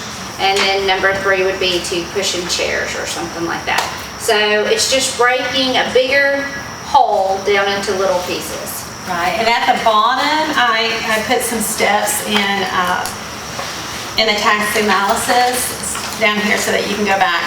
On the, let's see, where was it? Let's see. And we have tons of those. This is important. I marked through it because I was like, okay, I always forget this, is that make sure you have somebody, when you're breaking that task down, I may break it down into 5 steps, 5 different steps. So then I may ask Erica, look at this. You don't know anything about this. Do you think that that's broken down correctly? Can you do this? Can you do this? Did I miss a step? And just throw it at somebody or put it aside and then come back and look at it. But I always like letting someone else look at it, because if I do 5 steps, it may need 8 steps. Because they may say, well, they don't even know what this is. So how can they do this if, you might need to add that in there. So just make sure, I find that sometimes I overthink things and I may put in too many steps, or sometimes I'm too vague and I'm like, oh, you're right, I need, to do this. And so knowing where those skill levels are and then looking to see what prerequisites you might have to have, maybe they didn't have. But I always like to have someone else look at my task analysis. On the next page, I gave you a blank. Oh, I'm sorry. So would you use this for behavior issues also? I mean, you can use task analysis for anything. Behavior and then work. Yes. So you use it a lot of times with behaviors specifically. I'll ask myself 2 questions. Okay, 1, do they have the skills and they're being defiant and not doing it? Or 2, do they not have the skills? So if I asked Jennifer to clean that table and she just started tantruming, is it because you're asking me to do some? You do that at home? Yes. So is that something she doesn't know how to do, so she's acting out? Or is it that I know what you're telling me to do and I don't want to do it and I hate it? But you can do task analysis with so many things. I mean, think about it, like long division. There's different steps of that. It's just, if you ask me to do long division and I'll just look at you like I got nothing, then you would tell me you do these things. It's just breaking something down. Wouldn't that go along with like the honey-do list at home for your husband? Yes. And we can use the penny board. Yes, use the penny board on your husband or your children. I mean, that would even be good. Yes. Always, when he does do dishes, I always do this. Just to, you know what I want? Have y'all been watching the Olympics? Okay, I've been watching the volleyball, the beach volleyball. I love USA. I love them.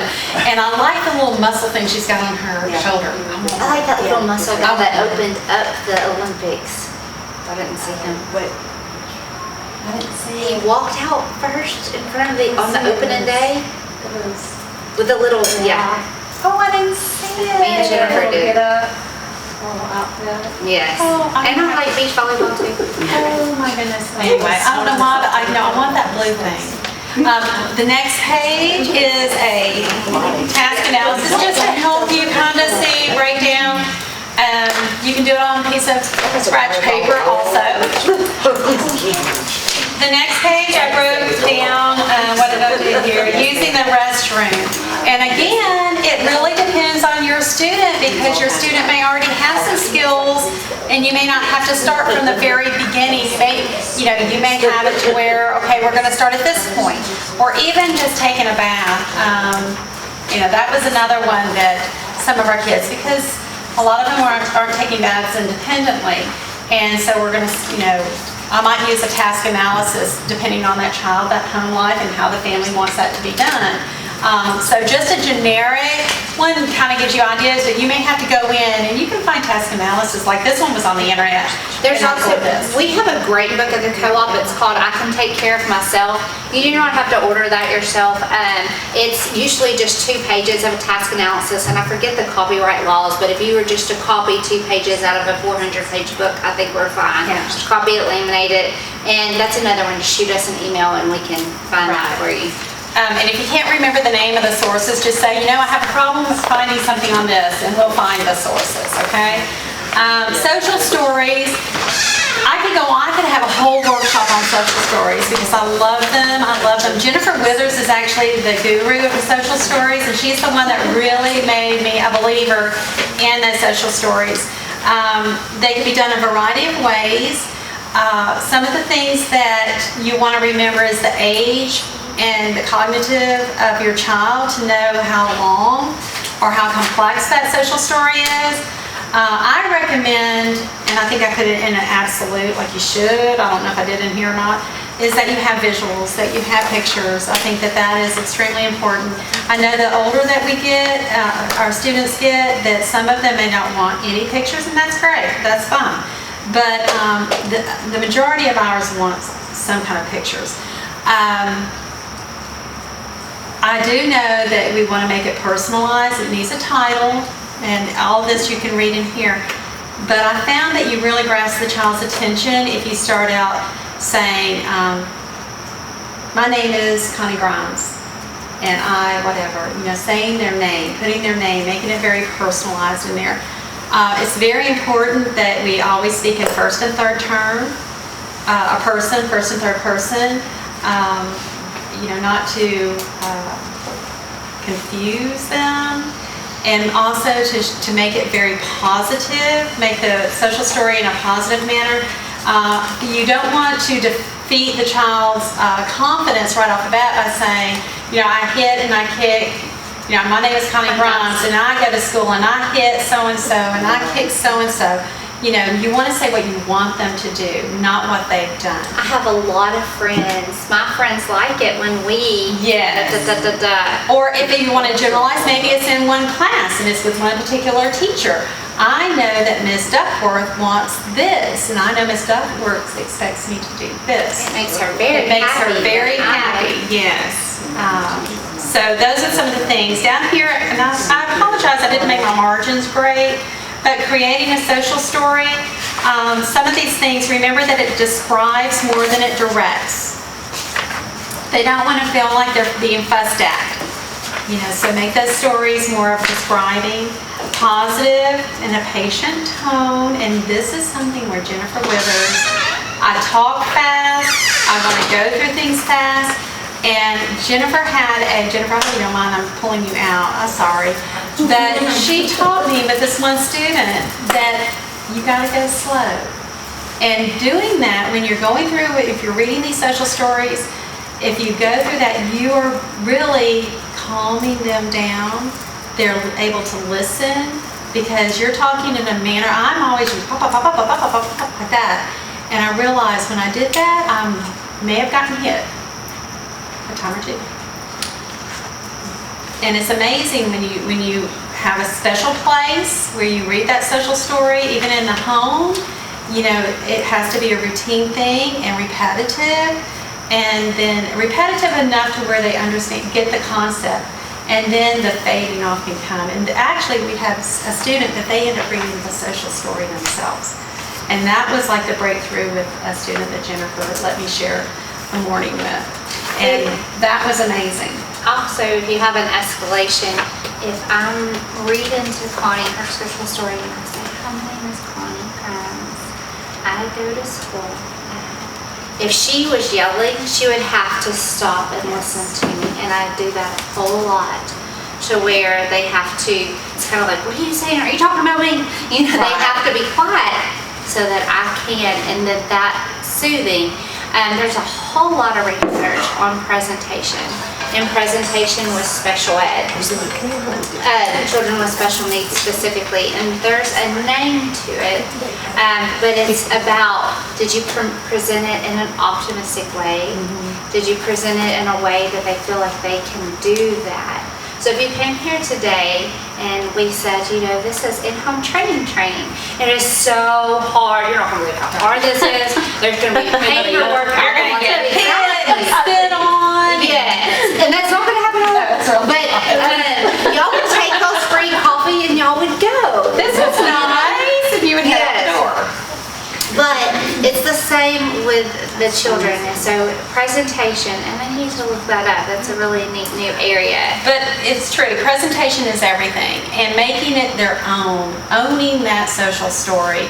And it prompts them to do whatever it is in there that you have set the course for them to do in a positive manner, to where it's not like you're browbeating and you're like demanding, and it's something that they become expected to do. And it's almost a motivation of you can do it. Right. Oh, it's prize time. Okay. All right, prize. Sorry, I wish I had a larger variety of prizes, but I don't. All right, 517. That's me. Yay, you! All righty, there you go. I have to look. You have toys. You're working for toys. But tomorrow, you're going to work for candy. Oh, cute. That's my favorite thing. What is your favorite candy? I like chocolates. Just any kind of chocolate? Yeah, I claimed to have a headache yesterday, saying that I needed chocolate. I did. Chocolate goes along. Oh my goodness. I feel like we should have some Hershey Kisses. I feel like we should have chocolate and coffee at the gym. I really do. You should be able to take some. Oh, please.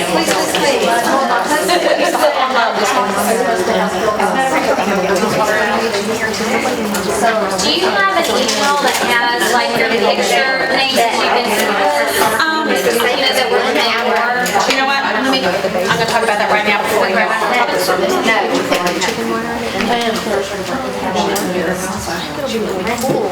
She's telling me don't talk about her anymore. I mean, so I'm thinking 3 hours of cardio. I don't know. We're talking exercise. I thought we were talking about candy. Now I feel better. We have gone from social stories to candy to exercise. And now we're going to go to pictures. I was asked that we have Board Maker. I'm not going to say we all have Board Maker, because Board Makers, we don't have all of us don't have Board Maker. But we have Google Images. I'm starting the timer again. We have images. What are they called? Google Images. Okay, but let me tell you about Google Images. And I'm glad you said that. As I was making this, I pulled from the internet Google Images, and I put on one of the busiest pages. I put 2 or 3 pictures from Google Images, and now, and I found this out, I called my brother-in-law because I said, I don't know what's going on. It won't print that page. Every page in the pamphlet printed except for that page. And he said, so I deleted everything but the first paragraph. The first paragraph printed. I put in the second paragraph. I only got 1 line, so I even lost more than what I had before. So I called my brother-in-law, and he said, Google Images has also, when you have to pay for those images, some of them have blocked it to that page won't print. So if it has like a little name that you go, oh, that's not going to show up that much, try it. Don't assume it will print. I took out not all the pictures on that page. I took out 2, and it printed. Like a lot of times if a kid is working for Oreos or M&Ms or Hershey bars or whatever, I'll just try to I'll Google picture, and I'll try to make it look true to life. Yes. And then I always request from the parent or the teacher a picture of that child, and so well, it's always best. Here's a spider. yeah. We know it's you go. You're my hero. This is all being recorded for our session. Okay. Business. So we're talking about pictures. Unique learning pictures, huh? Said she came to see what the bang was. We're tearing up your room. Unique Learning is a program that I know that Lumberton is using. I don't know if any of the other districts are using, so you might want to get with them and do that. Picks, I went on and I'm not asking you to buy anything. And if you need a picture that you can't find, you would have to buy it and call me, and I can probably get it for you and send it to you through an email. So that way you've got it and you can keep it forever. I use the pictures from News to You a lot. That's what I said, Unique Learning, the News to You. It's okay, I'm not paying attention. So if there is a picture you can't find, then just Google us. Email us and then we'll see what we can do. But the best pictures to have are true pictures. So a lot of times I've gotten candy like Skittles, and I know there's tons of Skittle pictures that you can download that are free. But I mean, if I'm rushed for time, I'll take a picture on my phone. Okay, I got a picture in the grocery store, picture of a Hershey's candy bar, pictures of a squeeze ball, picture of the little cars. You know, the real life pictures actually are best. So you can find those. On the next page, I just gave you an example of choice words. A lot of you already use them. This is for those who don't use them all the time. The I want. And I know on our penny boards, did I give them all away? The penny boards, you don't have to have on your penny board the little plus signs. Yes. Do you mind if I use that? Okay. I always do this as a visual where they know that, okay, here, but I got to get another one, plus I got to get another one, plus I got to get another one, and an equal sign, because I was a math teacher. And I incorporated those symbols in there because I wanted them to know how that added up and that it equals something. But you don't have to do that. I've seen penny boards where there's nothing other than just the pennies. You know, and you don't have the choice up here. They may have had it, you may just have that on a first in or something like that. I don't know, or just something separate.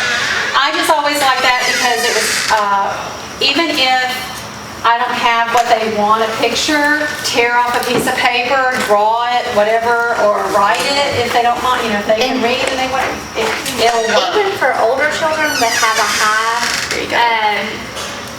that escalate quickly, I've just taken a piece of tape and put it at the top and used a dry erase, and then they'll do the pennies, and then but I just talk to them differently than I would a younger child. But it's almost a reminder, and we do the same thing for having a hard day. We might say, okay, it's the 10th, I get paid on the 25th, it's coming,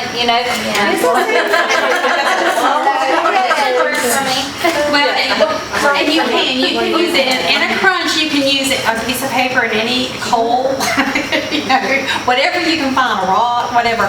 But I had a little boy who played basketball, so we did the 1, 2, 3, 4, 5, round like baskets, and I just drew a basketball every time, and he got higher and higher and higher, and he thought that was great. So again, anything that you can get their interest in. Okay, and these are there, of course, different ways that you can do those in the choice board. I have a comment about BoardMaker. What's nice with BoardMaker is the way you can set up the pages. It's so easy. But PowerPoint you can do, because if you open up Word, you can't just put a box and move it around very easily. And that's the nice thing about BoardMaker is that you can put a box wherever you want it on the page. You can put writing, and it's not gonna. When you put your writing, your box isn't going to disappear or go off the page. That is very true. But if you open up a PowerPoint page, you can put boxes, you can change colors, you can add lines, you can add writing. I love that. And Jennifer, that's how I did this one. And I knew that it would fit because I knew that the dimensions that I wanted this to fit perfectly in. Also, one of the reasons why I like this, and I will use a sheet protector, and I'll put Velcro on my sheet protector and change the sheets for whatever it is that I want. I may want something totally different. I just noticed I had my little guy upside down, and I read the words on there. That's kind of weird. Oh, well. But anyway, I did this. But that's how I did this one. And you can also measure, you know, like in Boardmaker, you don't know if it's actually going to line up. But in PowerPoint, So that's you just do. an idea to remember. That's a good idea, Jen. They're not purchasing the board makers anymore, you know. Yeah, That's why I like board maker, because you can easily open it up real quick. The drawback was you had to have board maker to ever open that document up again. That's But with true. PowerPoint, you can send it to anybody and they can open it up without it. whenever I did in-home training a while back, I had an older guy he was aggressive, but he was a really good kid. He was fun and smart. He loved pizza, loved pizza. And so I took a pizza like this and I cut it up into slices. And he earned slices at the end of our thing. And he would see that our pizza was coming together. And at the end, you know, when he earned the whole pizza, the next time I brought a Little Caesars pizza, $5. Right. And that was great. I mean, we just Velcroed the slices on as we went. I had another kid that loved Legos, and they bought great little Lego boxes, $5, $6, and he would earn little Legos. We did a Lego something, I know with you. You can just, you know, make it with their interests is best if you can find something to do that with. I've never thought about the PowerPoint. That's a great idea. Well, and the PowerPoint is good also, one, because I knew I had to fit a certain shape. But the other thing is that you can import those pictures from the internet very easily. It's like, and also just about, I mean, everybody has PowerPoint. And like you said, you can email it to anybody and anybody can use it. They don't need a disk or anything like that. That's a good suggestion. It makes things absolute, and I love that. So you're able to say, I have a kid now that's very young, and when we work together, he's always wanting to get to, you know, something that's towards the end of the session. And so I have us an agenda, I have us a schedule, and it says, you know, this, and then this. And so when we finish something, and I'll say, now this, then this. And then he'll say, you know, whatever, you know, a token or that kind of thing. And so he's self-regulating, teaching him to self-regulate in a different environment. But that afternoon schedule also, that is a great time to use that, is when you're making your afternoon schedule, is that they can go through that schedule and, you know, make sure you incorporate those breaks and earn choices and things like that. But, okay, we're gonna move on down, and this is parent contact sheet. You know, you may want to keep it somehow else, but of course we always want to make sure that we keep tabs of when we contact our parents. And again, you may want to keep it on your data collection sheet. This is just in there if you choose to use that. Yeah. And then we have our resources. Make sure that you add that NPDC and specify autism down at the bottom if you didn't get that. And then again, the rest of this book is really just up for you to look through. The social stories, it's a little bit more in detail on creating the social stories. The next page is, and I like this because everybody I don't say everybody, a lot of times I used to think that a social story was something not non-academic. It's something that it was a social story. But you can also do those with your class rules, and like Erica said even earlier, assignments. You know, you may be able to use a task analysis, but you can also use a social story in that too. So the next page is one that is, well, this is a very simple one. Remember that your young guys, I think they said kindergarten through, I thought they said middle school when I read. It's like you want to keep your sentences, maybe it was elementary school, 3 to 12 sentences if you can. Enough that not too much that they don't understand. And if you need more information on that, Carol Gray is the author of Social Story. She has the copyright on that. Jennifer Withers might be the guru, but she is Carol Gray. And I have the latest edition book if you ever want to borrow it. She is wonderful. So she has the rules. You know, if you ever have questions about, am I doing this right, or that kind of thing. But then, you know, we can go through each other as well. And I have the book, the newest book that just came out, and I have the CD. And if you want to copy it and put it, you're more than welcome to. Just let me know. And, you know, that'll just give you kind of like a library that you can use on your own. Then we go a little bit more using a quiet voice. just had a little bit, more sentences in it. The in-home environment tips, these are just tips. I'm not telling you to go in and tell the parents what to do about their home. That is their home. But if they have a question about things, the physical structure, like the bathing, it never dawned on me to make sure that they did not have any toys around. And so the very first thing, if you look down there, it says keep toys out of sight until bathing or hair washing is complete. These are just, yes ma'am. So were you in the bathroom with them, like going through these steps with them? So what I would do is I've done bathing and toileting with students, and it depends really on the age, because I had a high school student once that we needed to work on independent skills, and part of that was showering.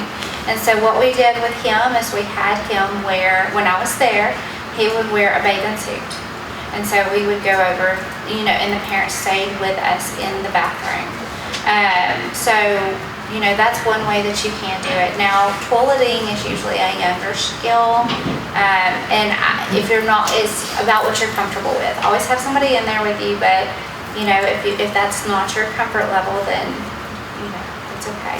And we practiced outside the shower, or I didn't do the shower. We practiced the toileting with a chair. And fortunately, the child was able to know that that's not the toilet, and that we're just practicing. We're pretending to go. No, that's what I was thinking. But we were pretending. It was like trying to teach them to use it at low.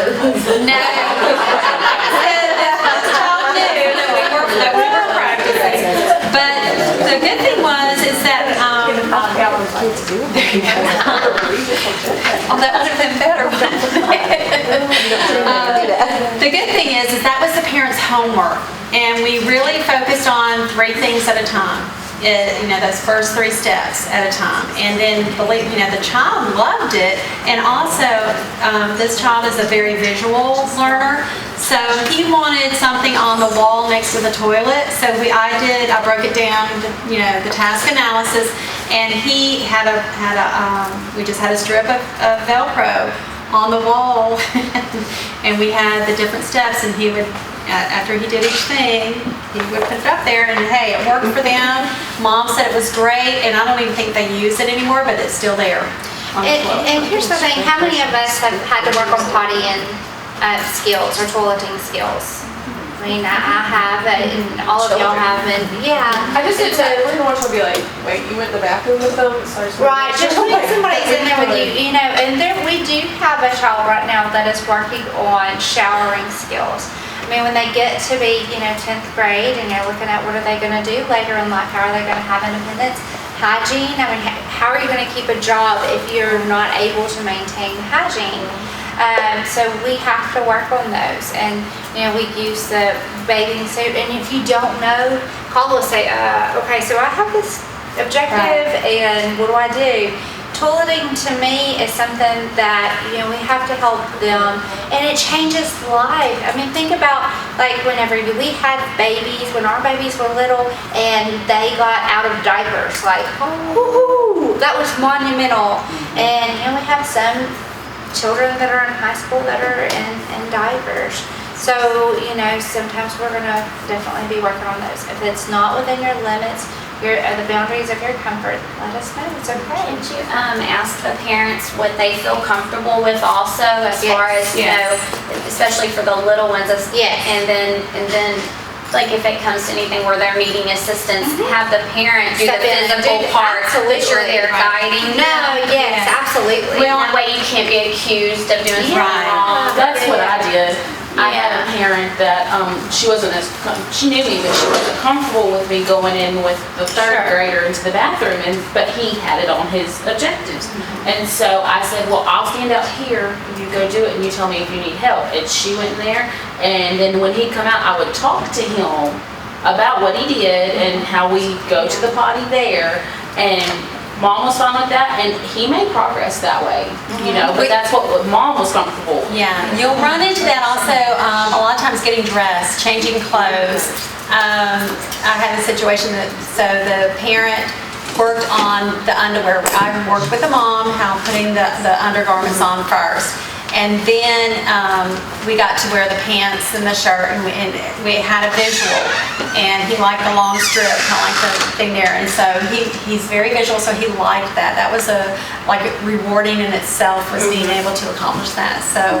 And a lot of those is like teach the basic skills, let the parents work on it for 2 weeks, and then come back and see where we are, and then just keep refining it. And then a lot of times, the student came into me, and it was like when he finally got it from the, top to bottom, and everything was done on his own. Mom said, "Go get dressed." He went and used his schedule, and he was able to get dressed all his own. That's like big. That's huge. It's huge. But, so these are just some in-home tips. Like I said, don't go in and tell the parents how to do their house. It's just if they ask, say, well, you might want to try this or that. Calming techniques. I know this is Erica, she does this so well. I just printed out some things, you can read it. Every situation is different. So you're going to address whatever's going on at that time, and that child may be different than the child that you had earlier. Less talk is best, and that's one of the things that we like to preach. Less talk is best. Nothing's worse than going into a situation and there's already chaos going on, and then we get more. And And how I address that is I'll say, let's talk about that later. Because I have had situations where they're wanting to talk about the child in front, and I'm sure as teachers y'all have had that as well. And I'll just say, let's talk about that at the end of the session, or that kind of thing. Well, and the other thing is that just because the child may not be able to do one thing doesn't mean that they don't understand what you're saying. And so many times people have the misconception that, well, they really don't understand, and they say things that they really shouldn't say. And so that would be one of those things also, not just because a crisis is going on, and you are saying that we're going to talk about that later, but there are some things, if a parent starts talking about the child, you may want to say, we'll talk about that after the session, or when we're through with this, and I'll be happy to talk to you, And Connie's so good about, I've seen her with that before, she'll just kind of turn around and act like she's doing and hit here, and Oh, well. She'll give a hint, she'll say, we'll talk about it later, and if they don't follow, then we just you don't participate. I don't participate. So anyway, you have a couple of pages of that, and then I know that some of us have used the strategies for ABA and how that can work in the in-home training. If you're not familiar with ABA, I gave you a few little things on there that you can read as far as increasing and decreasing behaviors. The ABC contingency, the antecedents. If you're not familiar with any of that, I'd love to be able to talk to you about that a little bit more, and I can come and help you with it.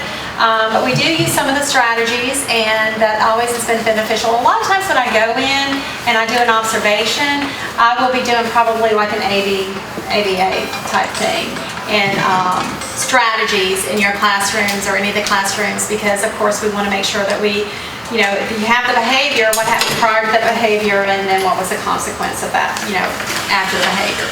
So sometimes I use that, and so I gave you a little bit of, it's brief, just the reinforcements that go along with that, avoiding those triggers, and by knowing what goes on at school is going to help you at home again, and dealing with that.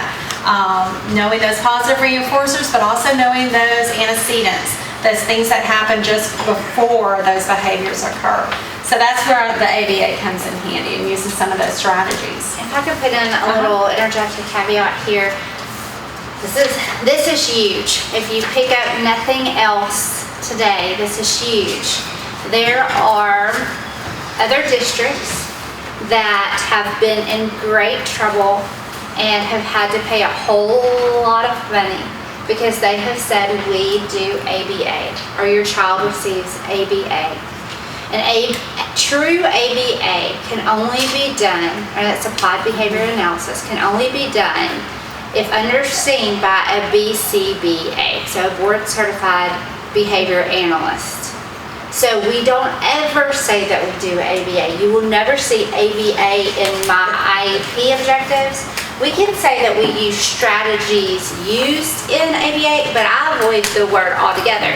ABA is very simple. Hold this. Oh, good job holding that. Thanks, that helped me a lot. That's ABA. I gave a directive. It was a discrete trial. I gave a directive. She either did or did not do. She got a plus on my data collection. I reinforced her verbally. That was the end of a discrete trial. But we will not use those words ABA. A lot of our parents are familiar and want ABA because that is the creme, au creme, del creme, something. And it's wonderful. I believe in it. I believe in behavior strategies. That's great, but we don't want to put ourselves in that situation. So if you were asked if you use ABA, what would you say? We use very good. We use strategies in ABA. So that's it. We are not certified to do ABA, but we can use their strategies because we think they're great. Our techniques used by ABA or in ABA. Thank you. Yes, that's very, very, very, very important. Yes, because what happened with the other is they said that they did ABA, teachers said that they did ABA in their classroom. The district actually had to hire a board certified behavior analyst at $300 an hour to come, yes, don't we wish we were one at that time? To come in and give compensatory services. So imagine the price of that. It'd been very nice to be that. Yes, that would be nice. Okay, the next page is basically, these are some things that I really encourage you to share with parents. Oh, thank you. Is it? Yes, it was on. Okay. Alrighty. 5:10. Oh, that's me. Oh, I'm sorry, but you did the upside down video game. But let's see what your alternative is. Oh, stacks. Get the stacks. Thank you. There you go. You're welcome. Can we set it in? All right, the next page are some of the supporting things for supporting children at home and school. This is rewards and consequences that you might want to look at and that you may use. Doing those consequences at home, again, you want to be very familiar and have that rapport with a parent. Consequences aren't always a negative. You know, you have a consequence after everything that you do, whether it's good or bad. But, you know, spelling out the rules as far as, especially with the penny board, you know, we don't get that reward until we get all 5, or we get however many that you have designated that child's going to work for.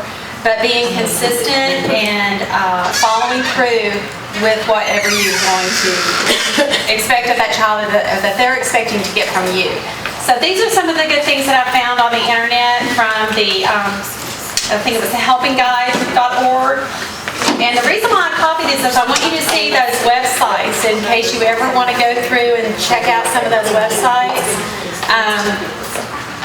How parents can support the success at school.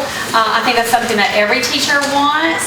But I have found that a lot of times when I go into the in-home training, this is a negative and I hate this, but a lot of times the parents will either want to talk about teacher or they may want to talk about something like that. We're not going to do that. We're not going to do that. We're going to support our teachers.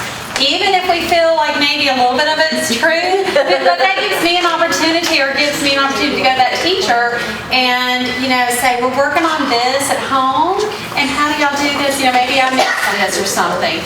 So you want to make sure that that parent thinks that school is doing the best, because they are the best for their child. They're going to be, sometimes, I'm not saying all, but sometimes they're very defensive of certain things. And so we're going to play that neutral. We're that middle line. So how I say that, because sometimes that you can feel painted into a corner. And so how I address that, if they'll say things like that, then I'll say, well, you know, I didn't see that. If I've been into that classroom, most of the time I have, I'll say, that's not what I saw. And then I'll continue. If they keep on, I just tell them, it is a personal practice of mine never to talk about anybody that's not here. And that's about you, and that's about them too. And that's just what I say. Well, and sometimes I usually say, have you talked to that teacher? Conference. And I said, set up a parent conference, and I said, because you may have a legitimate question here, and I said, it may be something that may help your child and another child. And so then I go on. And so it's ended, it's basically, I'm not gonna have the conference with you, but you need to have it with that teacher. And give that teacher the benefit of a doubt to be able to address it. Because if they don't know that there is a conflict, then they don't know what to address. So I like some of the things in here that they put in there as far as the parents supporting the teachers in the schools and what we're going on. The visual schedules, I just threw this in here. Midway ISD, I thought it was really cool, some of the things that they put in there, and they gave some examples of the types of visual schedules from objects to words, because like I said earlier that you may not always want to use objects or pictures or whatever, and some kids may not even get the concept of a picture, so you may have to use the actual object.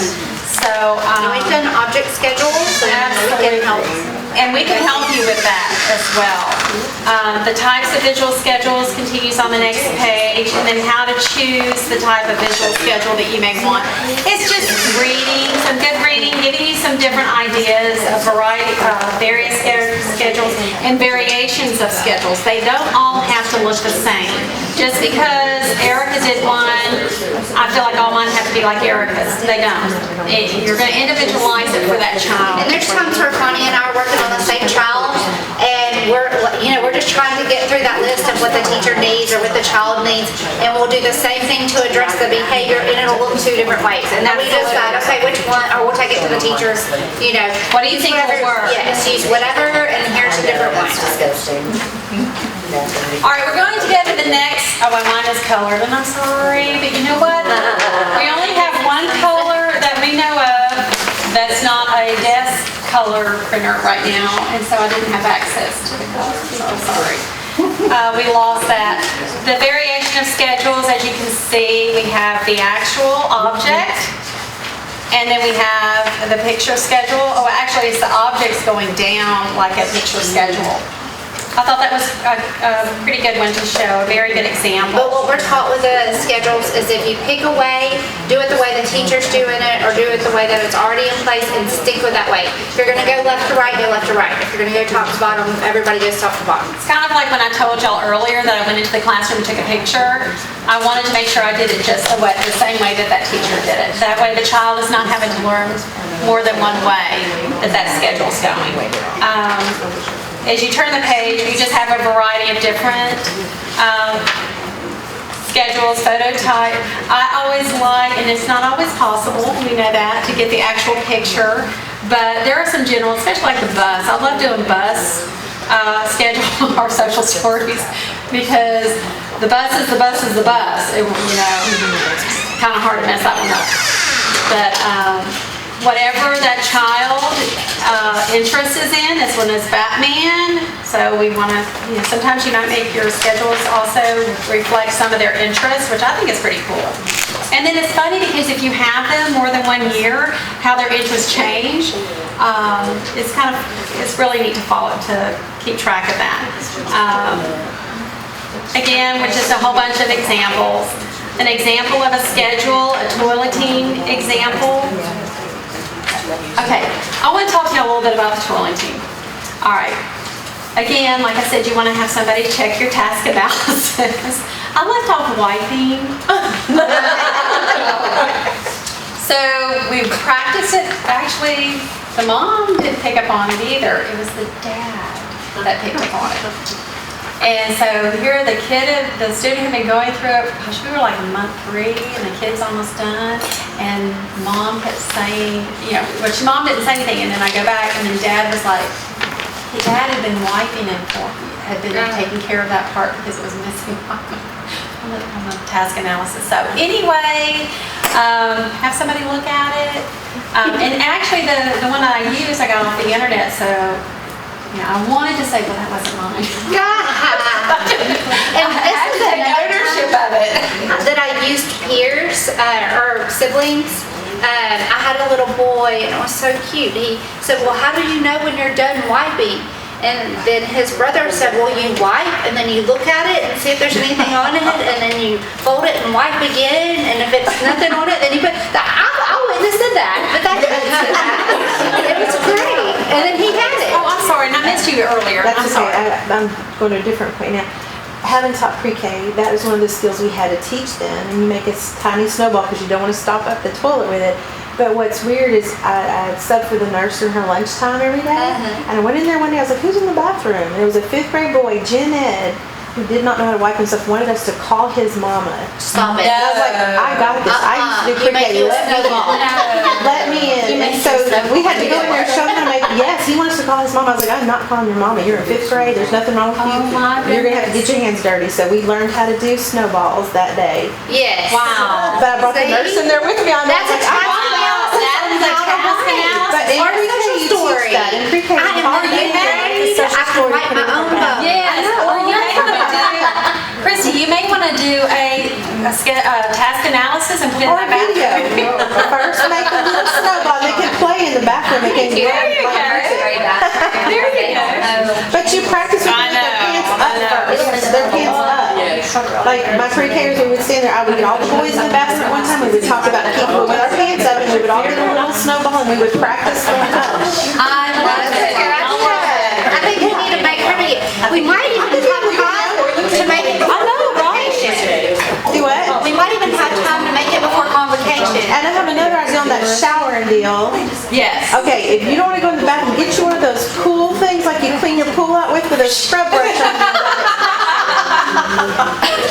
But you can tell me that's not a good idea, right? Take her to the car wash. Take it to the In the back of the car. Everybody jump to the back, it's bath day. Where are you from? Silsby, can you tell? Okay, guys, the rest, like I said, I gave you a whole lot of different schedules, a variety of different schedules, how you can use them, how you can set them up. The toileting, as you can tell, I put a lot of toileting on there because that was a major thing with almost all of mine that I've had. That has been one of the objectives, is to do that. So I put up, since that was dear to my heart. Do you want any of this? Yes. I don't even know what's in there. I don't either, but it was really good. Okay. And I'm sticking to it. I don't want to eat it.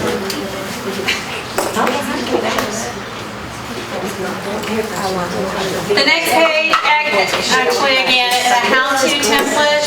I wanted you to see some of the different resources that I use. Again, She doesn't have to hand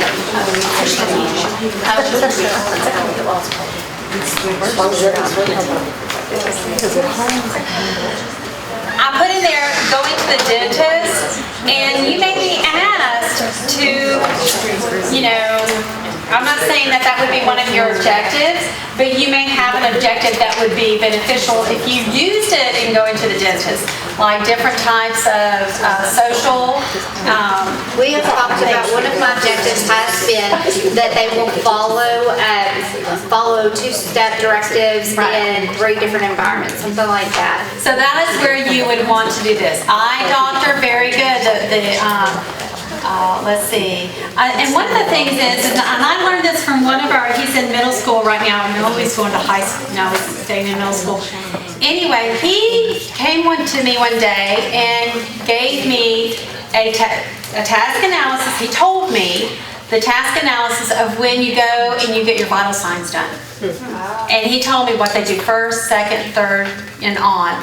And I thought that was pretty cool when I saw this one, because that is exactly what he did. He went through, and he didn't give me a visual, but he was able to tell me verbally, this is what they do. Every time you go to the doctor, you have your vital signs taken. And that also could be something that you do to decrease anxiety. If they know ahead of time what's coming up, that would be good. Token board, thank you. Some ideas for sample resources, reinforcers rather, sample tokens, rewards, And again, a reward is not a reward if the kid does not want that.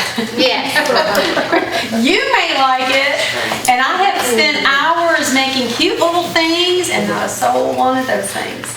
You know, so don't waste your time, and you want those good behaviors, so you want to make sure it's something that they want. So, wouldn't it be good if you talk to the parents and it's not something they get all the time for doing nothing? And that's huge. Yes. Okay, so when I Okay, had I'm my glad you brought pizza that. guy, that he filled in the pizza, I told them, so help me Lord, if I find out you've given him pizza, and that's probably on the list of, you're not supposed to threaten the parents, but please do not give him pizza, you know, because we're gonna work on all these things. He never did homework or anything at home. We're gonna be doing those things to earn pizza. Please do not give him pizza any other time besides that. So that's a perfect example. Also, Yes. we have reinforcer inventories. I have a ton of them in here.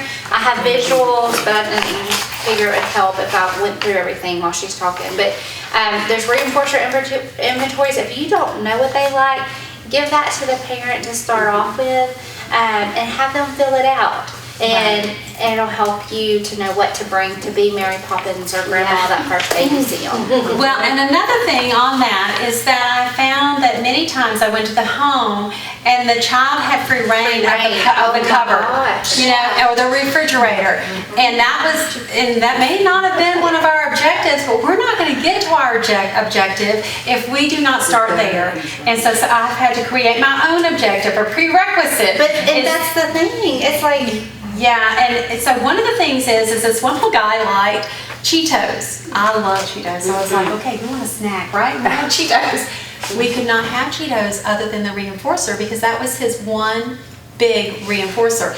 So not only did I have to make sure Mom did not give him Cheetos other than during that time, you know, for the reinforcer, but we had to also not have a child go into the pantry and get it himself. Yeah. Or go into the refrigerator and get, you know, whatever it is that they want. So this, like I said, sometimes when you go into these households, you are asking them to redo their entire system and routine. And so the mom, I mean, she actually had to hide them because if they were in the pantry, even if they were on the top shelf, total temper tantrum until they got those Cheetos. And but then we were able to progress past that. He lost interest, and that will happen. And then you come up with something else. But yeah, if you find something like that, then you're just going to have to talk to the parent and say, "Great, we found out a great reinforcer, but this means they don't get this any other time." And then the parent, well, this particular parent went, "Oh, that's the only thing I can give him to stop that." that's why we're doing You know, it. that's not- But if it's you more tell them that important. that's going to help them to have their child toilet train, or it's going to help them to have their child to stop running out in the road, or it's going to do, then a lot of times they'll work with you on that. Right, because you're going to use that as a positive reinforcer. First we do this, and then we And do a lot that. of times if they don't do, like if they have it other times, they'll tell you. So if you present an Oreo, they'll be, I had Oreos yesterday. Yeah, they'll squeal on them. Yeah. They'll let them know. I gave you a couple of extra schedules. The brushing the teeth, that was fun. That I had such good success with. And I started out with this, and I used this as my, kind of like my template. That I went into the home and the student did every step, and I took a picture of the student and I made a flip chart and loved the flip chart, and so they would take that flip chart to the bathroom. It would stay in the bathroom, and they would go through. That is a lot of pictures. We did not do all those, but it was his face. It was him putting the toothpaste on, putting the lid back on, turning the water on. I took a picture of each step. And then the parents went on vacation at Christmas time. They went somewhere, and that went with them. And what they did is they took a Ziploc baggie, they put his toothbrush, his toothpaste, and the flip chart in a Ziploc baggie, and that way he could take it back and forth to and from. And they said it was amazing. It worked out really, really well. You can also make a video of things like that. If you're introducing a skill as well, you can do things like look on YouTube and find, there's not Ninja Turtles. Some of my guys like Turtle, I don't know, that there's somebody that, who do people like? Well, Thomas has some, Thomas the Train has some. not Ninja Turtles, but there's another. Who is it? Paw Patrol. Paw Patrol has some great social skills videos. There's some other ones that, like Minecraft even, they'll have them doing different things, and you have to really watch those. But if you put in social skills videos or video modeling, how to put on deodorant, how to get dressed, different things like that. If you're introducing something and you know they like something, you can find a lot of those things online. On YouTube. YouTube has a lot. So make a video, let them watch a video of them doing it, and then you say, now you do it. And a lot of times they like to be videoed. They like to see themselves on there. I want to go back to the little guy that had the flip chart. They went on vacation with family members, so there were a lot of people there. And the father told me, he said when he went to the restroom, he took younger siblings to go brush their teeth as well. And that so they were able to use the flip chart. Now they already knew how to brush their teeth. But he said it made him feel so good that he felt like he was teaching them. So that was a plus. The funniest thing that ever happened to me, I was doing a flip chart with going to the restroom, and one of them was talking about aiming because the child didn't have good aim, and the mom and dad were in there, and the dad is a HAP supervisor at Exxon, and he said, will you make me one of those for work? And I laughed, and I was just like, oh, yeah, sure. And he goes, I'm serious. I have something for aiming too, if anybody needs this. Teach them, you always have spit. Little boys love to spit in the potty and then pee on it. Because I used to do Fruit Loops, but you had to carry those with you. Yes. So, but in pre-K, I couldn't afford for 60 kids And I've done to buy Fruit Loops. yes. No, have them spit. That's fine. Then they pee on it. I love it. I like that. I like the spit. I love You have a source to be in. Yeah, no, just in pre-K. That's very good. Yeah, see, those men like to spit. You know they do. They all do. Even girls, because we're not supposed to. Yeah, well, I don't spit. I'm not a good We're not supposed to. I'm always one of those if I spit. Tell me no, I want to. So we're learning a lot about you today. Don't tell me I can't do something because I'm going to try it. The rest of the book is basically some positive reinforcement. Also, one of the things that I found, and you're going to find that your students are going to change those preferred reinforcements. So you got to stay on top of what worked this week may not work next week. And a lot of times I can talk to the teachers, even during the week, and the teachers will inform me that they don't want anything to do with so-and-so now. Because a lot of times they feel like they've outgrown it, or that they've moved on to something else. But down here we have list A, B, and C, the list of reinforcements for most preferred or least preferred. And that is always good for parents to let you know, and I can put those down there because, you're going to forget. I have, when you start getting one or two more students, it's always good to have that list, and that list is always changing. I mean, rarely have I had one that stayed the same all year. So most of them have changed. But that is it as far as my positive reinforcements and any of the strategies that we've used. It's a small sample, but we've got a lot of things that we can share with you from the co-op, like Erica said. If you have problem finding pictures, if you have problems finding some schedules, using what Jennifer said as far as using PowerPoint is a great idea, and I think everybody's got PowerPoint. And then YouTube is great for social exchanges. A lot of times they want to do, for my older kids, going out and paying for things, ordering things, having conversation, not interrupting.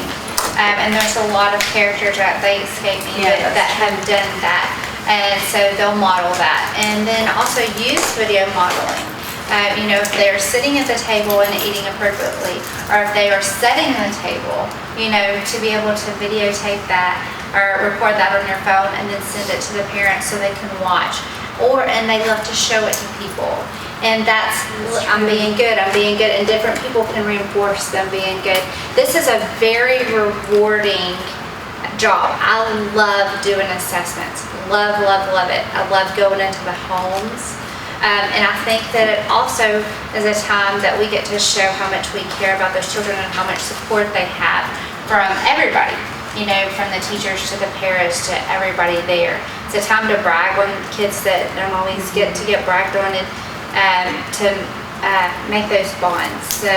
And those bonds are important because you've given that parent an outlet and you've given support so that they know that they're not alone. And a lot of them do have friends and they have connections with other people who have children with disabilities, but it's not the same. They're not in the home. And plus, I'm objective, you know. Did I say that right? Yes. Subjective. No, subjective is objective. I know. So you. Okay. So anyway, I can go She in can there. be I can be personal. Very personal. I can go. You know, I'm not going to judge you. I don't have a child that I'm comparing to your child. You know, I don't have a personal, envy thing or jealousy thing or comparing thing or anything like that. And the parents really do appreciate that. I've never walked in where the parent is like, oh gosh. You know, never. It's more like, usually I've done my homework, guess what, where we're at right now, or, oh, we didn't work on that this week. It's okay, it's okay. Yeah. We're going to pick up right here, and then, you know, they already feel bad that they did not do their homework, or they know that they're going to get caught. Or how many times have they met you at the door and said, we beat me to the party? Yeah, I've gotten texts. You become, and you got to be careful not to be their best friend. You know, but you become that person that they can share their successes with. I mean, because if they're, 13 years old and they haven't used the toilet before, it's not expected to call another parent. You're not going to do that. And so they need that person to say, wow. Now, the last thing that I will say, I wish I would have ended on this note versus this one, is to set boundaries. Yes. So if you're okay with them texting you, we finished our homework tonight, I would just keep it very short. Congratulations. And that's it. We have to keep those boundaries. I don't share personal information with them. Also, if you're there for an hour, you're there for an hour. And that's something that was very hard for me to learn, because a lot of times they're so happy to get help that they want you there for 2 hours. They will. You'll get involved in a conversation, and the next thing you know, you've lost dinner with your family, or you're, that kind of thing. So that was my biggest problem. Everybody has different obstacles. My biggest obstacle was if I was there for 60 minutes, leaving at 60 minutes. So about 15 minutes before I was supposed to leave, I would say, okay, what did we do today? Do you have any questions about what we did today? And then I would start kind of my documentation and packing up. Well, so that's why you always, when you go in, you want to, if they start wanting to talk to you, because many times they try to use us as their counselor or their therapist, I'll talk to you about that at the end of the session. And then stop 15 minutes early. Right. Exactly. And really having that folder and having it available is, that's one of those, and that time sheet to say. You got that time sheet. This is exactly how I usually start. I keep my time sheet over here. I usually have something like this, and I said, okay, so for homework this week, I want you to work on so-and-so. So I'm finalizing that session. Homework, any questions you have about that, and I don't mind them texting me, and they rarely text me unless it's like, yay, text me if you have a question about it, and I'll see you next week. Do you mind signing initialing right here? See you next week. That's the way I do it. When we're young and we're new doing this, we get in there, we ourselves, or at least I'm saying, I guess me, whatever, you get so excited. Oh, look, they're glad I'm here. I'm really helping them. Oh, this child's doing so much better. And you have to realize you're there to do your job, and to assist them if they need to help that child. But then you have to cut it, or you could stay all night. You could stay, and you only get paid for one session. You only get paid for one. Yes. And I did. That was when Erica had to help me on that, because there were times where they were so, and sometimes she would text me, I'm just leaving. I'm like, it's midnight. Are you kidding me? Well, they're so needy and they're so grateful. It's like, oh my gosh. But you have to realize you got a year with those people. You can share that next week. Talk about that next time. And it was hard for me to break that. And, but you're going to have to. Remember, you're getting paid for that 1 hour or whatever it is that you're doing. But not only that, we're setting them into a routine that this is where when I come, this is when I leave. And, making them a little accountable too, and sticking to a routine. But it is important. Final questions? Yes, we wake up 15 minutes early. Yes. Surprise!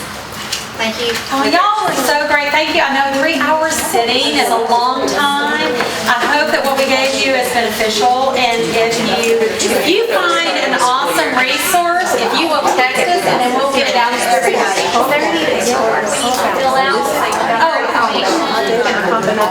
We have the sign-in sheet. Did you sign With money, so you'll contact us through email. Brandy will.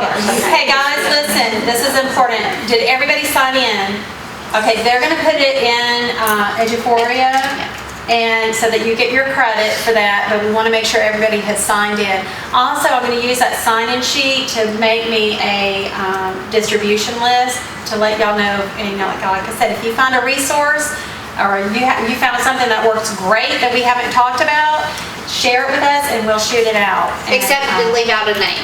I mean. Oh, yeah, no, but I'm talking about a strategy or something. Right. So you'll just contact us through email. It will answer that mileage question. Okay. Yes, because I don't.